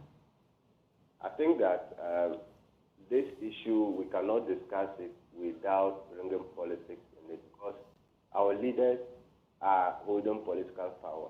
It is politics that has given them the power that they hold. And it is just this Galamsey that I'm hearing, that the president do not have absolute control or absolute power in the country, like that somebody somewhere can stop the president from taking a particular action. When the Democracy have did their demonstration, the police officers that were used there, if that same number is sent into the bush, I don't think Galamsey can go on. But I am not surprised, because what I've realized is that those behind Galamsey are those in government. We can deny it, but that is a fact. And that is why they can't do anything to anybody. How come that we'll say, oh, DCs, MNDCs are there, but no one is being held accountable? So this issue is an issue of government. And for government to say that, I've heard communicators saying that they will fight it after December 7th. That when they are doing it, last time they did it, they lost in certain areas. The reason for their loss was that the indigents were prevented from doing it. But they themselves rather brought certain people into the community, and they were now doing it instead of the indigents. And that was why they were angry at them. And so we should stop deceiving ourselves. This issue is political. And some of us are just waiting for December 7th. Thank you. Thank you, Abdallah. Thank you. MFA wanted to take our attention to something, because some of you had said that the international organizations are quiet about this? So we have one from the United Nations, and it's signed by the resident coordinator, the ongoing protest against illegal mining. And it says illegal and unregulated mining has devastating economic, social, and environmental consequences. We have seen this across West Africa, and Ghana is no exception. Among other things, it exacerbates poverty, damages livelihoods, pollutes the environment, negatively impacts health and water, disrupts peace, and fuels illicit financial flow. We call on all protesters to maintain a peaceful and responsible approach on the police to maintain professionalism in protecting law and order while upholding human and civil rights. We call on all leaders in Ghana, in government, in national institutions, in political parties, in traditional and religious institutions, in civil society, the private sector, and all citizens across all opinion spectrums to work together to address this challenge. Ghana must succeed. And it concludes by saying that the UN in Ghana supports all actions in line with the hashtag Pact for the Future, including on sustainability, on climate action, the environment, and pollution that secure a peaceful, brighter future for people, the planet, and generations yet unborn. This is our collective ambition. It's signed by Charles Abani, UN Resident Coordinator for Ghana. Thank you. We have a few of your tweets and messages coming through. At Sugar Adokonu says, suspend all forms of small-scale mining. Conduct extensive stakeholder engagement and education on the effects. Show commitment and leadership by non-involvement of the political class and powerful people in Galamsey, and by putting in proper regulatory measures. Strong leadership is key. Kojo, we understand that as we speak, licenses are being issued. Yeah, 11 in the last 2 days, apparently. Last 2 days? Yes. Okay. At Roak GH says, send the military out. They should shoot to kill. It is either them or us, and it can't be us. At Ni Ampa says, a unified front of all leaders in government, opposition, chiefs, any other leader in civil service, public service, media, schools, banks, churches, traditional mosques, opinion leaders, fathers and mothers. This has to be a collective fight without partisanship. I'll read one more. This is from at Abdul Aziz, and he says simply, enforce the law. Allow institutions like the Minerals Commission, Environmental Protection Agency, Forestry Commission, Ministry of Environment, Science and Technology, Ministry of Lands and Natural Resources to work independently with the needed logistics. Right. One from Kwame Rowe also. He says, dear TUC, there's no time to give up. It's 2 months to elections. They were able to delay the LGBTQ bill, but they can't delay this one. And Efo Novisi says he said he will put his presidency on the line to tackle this menace. What was he thinking? He thought he could always come and speak that his fancy toned English to us and walk like it's business as usual. Since it's unable to risk his presidency, organized labor will help him. And a final one from Jacob in Zuma says, have they explained to the TUC, organized labor and Ghanaians, why they need more time? Backing off this demo will be in itself an acceptance of the Galamsey activities on the environment. How can that be leadership? And this show is brought to you by the candid sponsorship of Bank of Africa. As strong as a group, close as a partner, MTN everywhere you go. Ashasi University, educating ethical and entrepreneurial leaders for Africa. Robert & Sons Optical Services, your comprehensive eye care service provider for 33 plus years. My Way Insurance, dial *165# on MTN to join My Way today. DPS International, where every child shines, your best educational institution. Flamingo Paints, simply superior paints. Syntex tanks, it's strong, it's tough. We take a quick break. This is Newsfile. It's your public square edition. We return with some experts, some guests who will reflect on all of your views so far and what the president should do, because the ball, in fact, is in his court. We'll be right back. Of course, with minimal discrepancies with the destination countries, so you can reconcile. So if from Bank of Ghana, we are saying that Ghana exported $30 billion worth of gold, let's say to United Arab Emirates, to Switzerland, to India, and the rest of them, when you check the data from the other end, it should correspond. Or if it doesn't, the difference shouldn't be that substantial. But in the case of Ghana and a lot of African countries, it's huge.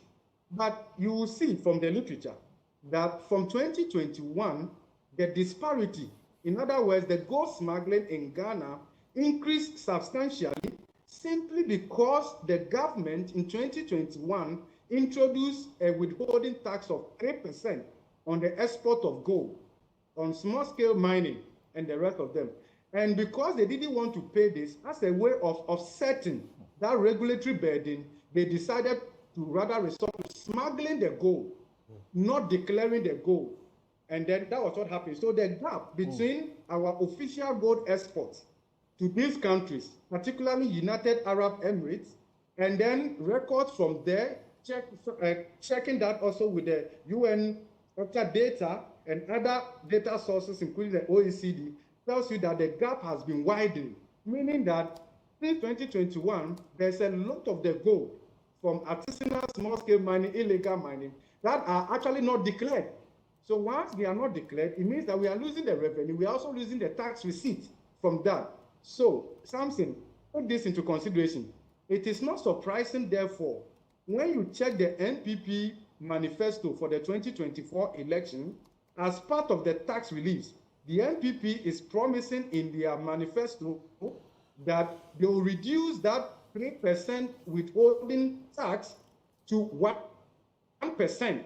And the reason the NPP is proposing that in their manifesto is to ensure that the smuggling from the small-scale sector, artisanal, and then illegal mining is reduced. Okay. And it also helps us to get sufficient tax revenue from that side. So, itself, the NPP as a party who is in power, I believe that has done their own analysis and realized that the tax handle that they introduced in itself was facilitating the smuggling, for which the country was losing billions of dollars. All right.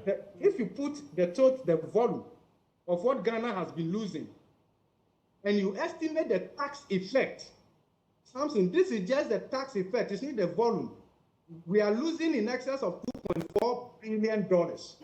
This is just the tax that could have come to the state. We are not talking about the volume, the resources. And then this is what is also happening. The Ghanaians who are being used as face shield are not benefiting optimally from this mining. Right. So the Chinese and the others are the ones pre-financing, buying the excavators, and also they are the off-takers of the gold. And the Ghanaians, look, when we interacted with some of them, Samson, what is the basis for valuing their gold, which they export? We have no idea. They have no idea. They rely on these off-takers who are middlemen and middlewomen. They've built silos and all of that. This is what is happening. Now, because of our porous borders, they are smuggling the gold now through Togo, Benin, Uganda, Rwanda. So when you check the data, these countries are not traditional producers of gold, but gold export from Togo, Benin. So definitely Uganda, you will expect that increasing. You will expect that organized labor will not disappoint the country. If they do, we are finished. They should go all out. The churches should support. Muslims should support. This is it. Thank you, Prof. Yes. Let's bring in Ken Chinebua-Kodia, thankfully, the Vice Chairman of the Trade Union Congress, TUC. We are grateful. So it appears that all eyes, all hope on labor at this point. What exactly is the situation? You are more like, people are seeing you as a savior now. Is it a cross you're able to bear? Good morning to you, Jipa, and to Samson and Kojo. And here. To all. Hello, can you hear me? Yes. We can. Okay, and to all viewers and listeners. Jipa, it's not a matter of cross to bear. At least we know we are not Jesus Christ. It's a national responsibility for all of us. We are just privileged to be leaders. And I think our ultimate responsibility is not only towards our members who we lead in national relation issues. Is the strike coming on the 10th?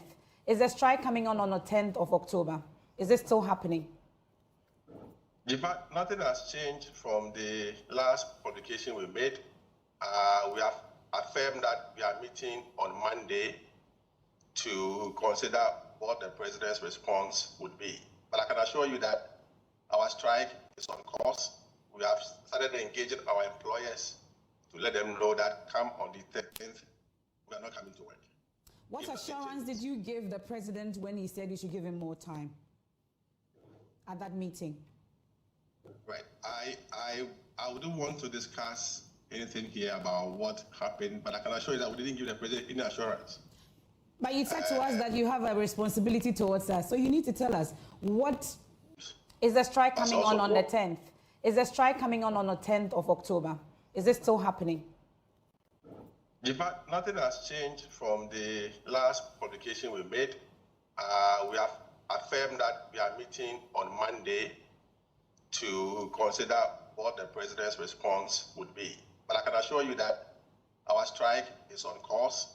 We have started engaging our employers to let them know that come on the 13th, we are not coming to work. What assurance did you give the president when he said you should give him more time at that meeting? Right. I wouldn't want to discuss anything here about what happened, but I can assure you that we didn't give the president any assurance. But you said to us that you have a responsibility towards us, so you need to tell us what he told you to give him more time, and you're going to consider that with your members on Monday. What exactly are you considering? What is the assurance you gave him that day? Where is this thing coming from that the president said we should give him more time? So tell us what happened then. Tell us what happened then. The president has 8 ministers who speaks for them. Okay, I speak for labor. Our determination is that we are giving government an ultimatum to adhere to our grievances. Otherwise, we use one of the legal tools we have, i.e. strike, and that is our request to the president. If he gives us his response and he decides to do all that we have said, then organized labor will sit down and reconsider. But as it stands today, there's no official response to us. We are meeting on Monday to consider what will come from the president, and the whole world will know what it is. We're not doing this for ourselves, that I can assure you. So some assurance, I'm told, at least from some of other members that were in that meeting, mentioned that there was some commitment towards the revocation of the LI 2462, for instance. The state of emergency is also something else that you are putting on the table, asking the president to declare a state of emergency. What exactly did the president say when it comes to that? At least we know about the LI, and you are hoping to get an official communication.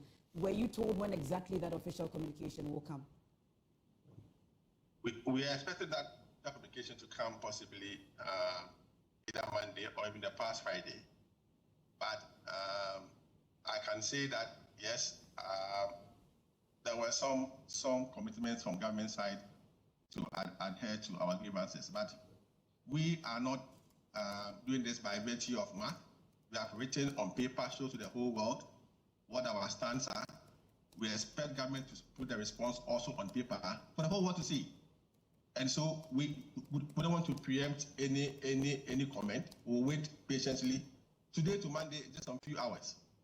And what we expect is that all that we have asked government to do for us are done. Nothing more, nothing less. But it does appear, at least from what we've heard from people after that particular meeting and that communication, that short communication that came from the presidency, it does appear that the stance of labor is more like shaky at this point, because now we're hearing about negotiation and talks amongst others. What exactly is happening? Njima, all the things we are hearing are media speculations and media.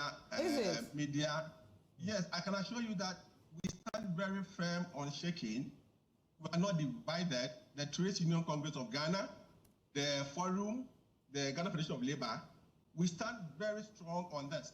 I've been following media commentary and some political commentary. I can assure you that we stand very resolute on what we want. We know exactly what we want. And some of the things I'm hearing are not even factual. We're not negotiating anywhere. We're not doing any. I mean, let's leave those things to those in the media. But as for us, organized labor, I can assure you. But by now, we're hoping to hear the roadmap to the 10th of October, as in what exactly workers ought to do to stay, when we finally embark on that industrial action. But it appears that On Monday, you are now going to deliberate on what the president said. You insist that he did not say you should give him more time, but you're going to deliberate on that official communication among others. Then what happens? Okay, let me also give you a little education. When you declare a strike like this, you need to have a roadmap with employers. You need to educate employees on what to do. So there are a series of things we have to do to let employees and employers know why we are doing this and when and the implications. And this is done by organized labor leadership. So there are steps we are currently taking towards a strike. And I am affirming to you that until our demands are met, nothing has changed. Well, there are concerns also, at least, when that meeting happened. There are some key members. I know that you have three key, you have the Forum, you have the Federation of Labor, and of course, ClockSAG, amongst others. But there are some key leaders that we know in organized labor who say they were not aware about this particular meeting. Is it standard practice that you would have such a meeting with the presidency without the entire front of labor knowing about it? Okay, let me also use this platform to educate. Yes. There are 3 labor centers in this country. The Trade Union Congress, of course, the leader. We have the Forum, and then we have Ghana Federation of Labor. Now, we talk about honest labor leadership. It is the leadership of these 3 centers that meet. When we are called by any stakeholder, it behoves on any of these centers to nominate their reps for that meeting. And so, for instance, with the Trade Union Congress, we have 5 executive committee members by privilege of leadership. Any 2 or any 3 can be selected to represent a meeting at any point in time. And so, when you don't see one person in that meeting, it doesn't mean that, let's say, the Trade Union Congress wasn't represented. What happened at the presidency, I can assure you that all reps from the 3 organized labor centers were there, including myself. We're all there. So perhaps people expected some particular persons to be present. That I can understand. We are leadership. We are about 5 or 6 in most instances. So if 2 or 3 are selected at each point in time, it doesn't mean that some people were not there. All 3 centers were ably represented at that meeting. All right. Thank you. Thank you very much, sir. All right. Why don't we bring in Bobby Banson? Bobby Banson is a lawyer and lecturer at the Ghana School of Law, also known as Makola. Bobby, it's a pleasure to have you. Let's focus a little bit now on the Free the Citizens, the call of the Free the Citizens campaigners. Now, here are the facts. Some people campaigned or they protested. The police believed that they broke some laws and therefore arrested them. They were processed for court. They are currently in custody because they were not granted bail. Is any of this unlawful? Good morning, and good morning to MFA and Samson. I hope you can all hear me. Yes, we can. We do. Yes, you could see that when you refer to the Ghana School of Law, also known as Makola, you drew some laughter from Samson. Interested, but whether any of these things were unlawful. So if we take the sequence of the events as you have narrated, the right for individuals or citizens to undertake special events such as demonstrations and protests is inherent. The courts have made it very clear that that right cannot be taken away by either the police or the courts, except that because we live in a society where the common thread is that where your right begins or ends is where someone's right also begins. If you decide to undertake any such special event, you must apply to the police, not for the police to give you permission to undertake the event, but for the police to arrange with you the route to use, where to pass, and all of those things. Because the police has the duty to maintain public and peace and order, so that nobody in the name of demonstrating will prevent you, Samson or MFA, from going, for example, to work. Because Bobby, when you said you must apply, you meant you must give them notice. Yes, that is why I added that not that you are giving them, you are asking for their permission, because they cannot stop you from doing that. So you must notify them, and then they will have that engagement to do that. Once you notify them, and you are not able to agree, when I say you, the protesters, the organizers, and the police are unable to agree on the route to use or the modalities, what have you, the court jurisdiction may be invoked by either party for some form of court giving guidance, as it were, or settling that impasse as we have it. Now, if the demonstrators proceed to undertake the demonstration contrary to either a court order or an agreement that had been had with the police in terms of the route to use, where to pass, then there may be an issue of whether that route or the exercise of that right has been in breach of some form of agreement. That is one. Two, if in the course of exercising that right, there is distraction to property, the Public Order Act provides for consequences. So it is unlawful, those that undertook in that distraction, or the organizers. So the law says that either the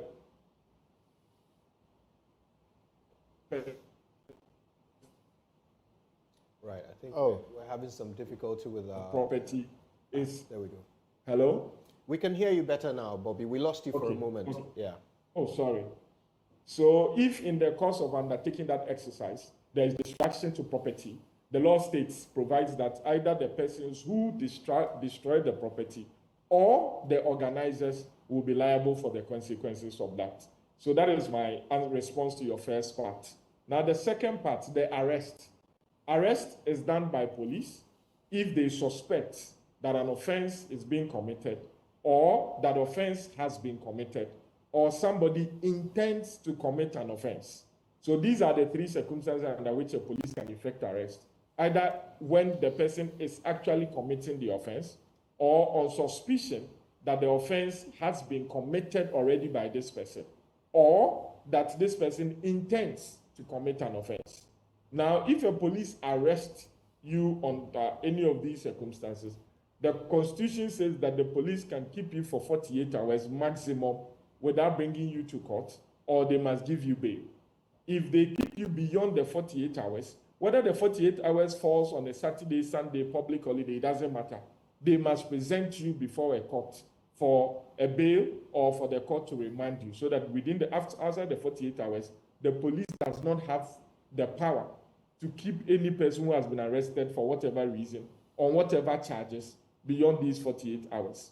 If you are presented before the court has the jurisdiction to do any of these, either grant you bail or remand you pending the completion of the trial. In the course of it, the conditions of the bail or whatever it is may be varied by the court. One, it's all at the discretion of the court. But we know that the Constitution provides that discretion must be exercised within a certain ambit. Practice and procedure in criminal law has also provided the conditions that would grant or require the exercise of discretion one way or the other. I heard Samson say this morning that he cannot believe that they say that they could not grant bail because they did not have the address of the persons who have been arrested. That is what the police tell us, that the persons could not provide an address. I don't know if, because I wasn't in court, if this fact of the persons not being able to provide an address was provided in the courtroom, or the lawyers for the person provided these address to the court. I wasn't there, I do not know. But we all accept that being able to provide or demonstrate that once you are granted bail, you'll be back to face the charges is one key factor that the court will consider. Again, irrespective of the nature of the offense, irrespective of who is involved. So whether the offense is a charge of murder or unlawful assembly or destroying public property, the grant or otherwise of bail is based on the same factors. And so if the persons are able to meet the conditions, then the court should be able to grant them bail. If they are not able to meet these conditions, then the court would exercise a discretion to grant them bail. Mind you, the grant or refusal of an application for bail does not mean that you have been found guilty. It completely has nothing to do with it. The Constitution further provides that if at the end of a trial you are found not guilty and you have been detained during that period, you have a remedy. You can actually come after the state for compensation for the period that you have been detained. So there's always a cause of action in these circumstances. Because the issue of an address of these persons have been very germane, and Samson made a very good legal argument on it, I have seen a writ of summons that has been filed by, I don't know whether it is all of those that were subject of these arrests or some of them. Over 30 of them. 30 of them. Now, on the writ form, and I stand to be corrected, I was waiting to see that because the address has become something very, very important, that the lawyer who filed this writ will provide the address of these persons. That is, if indeed the police and the court have said that we could not grant you bail based on these facts. And so these, if the court, where all the facts suggest that the accused persons or the persons that have been put before the court have met the conditions for the grant of bail, then one can say that it was a wrongful exercise of discretion. I will not say unlawful exercise of discretion, because you cannot accuse the court of engaging in an illegality, but perhaps a wrongful exercise of discretion. Do you need to remand them for 2 weeks to be able to certify yourself about their residences? I'm not sure. I don't know if the judge remanded them. They have been remanded for 2 weeks. That's what we are talking about. Yes, but the 2 weeks remand, I don't know that, I'm not sure if the reason was that we were remanding you for 2 weeks. Within that 2 weeks, provide us the address, or we are remanding you for 2 weeks. The question is that if the address was the issue, if you were a judge, will you remand them for 2 weeks to satisfy yourself that they have addresses so you can grant them bail? Samson, I believe that the application for the bail was decided upon and the judge refused the application. Once the judge refused the application, the judge has become fontus officio in respect of the bail application. Okay. And so I believe that the remand for the 2 weeks would be that within the 2 weeks, the police should either finish the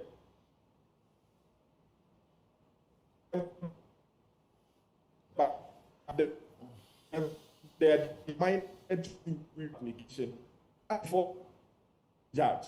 In that instance, the line is, could you? Are they bail? Right, in hopes that the line will improve. Time is running out. Indeed, time is running out. So perhaps what we'll... I understand he's back. You can answer the question. Fantastic. Bobby, this is a quick one. And we need him in a minute. We need you in a minute to wrap up on this questioning. Yeah. Look, there were two stages through which these arrested protesters have been taken. The first one is the processing after arrest. The second one is the courts.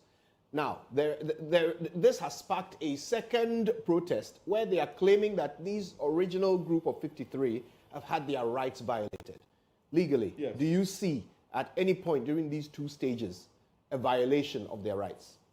Yes, if indeed some of them were kept for 48 hours without access to their counsel, without being put before the court, clearly there has been a violation of the 1992 Constitution.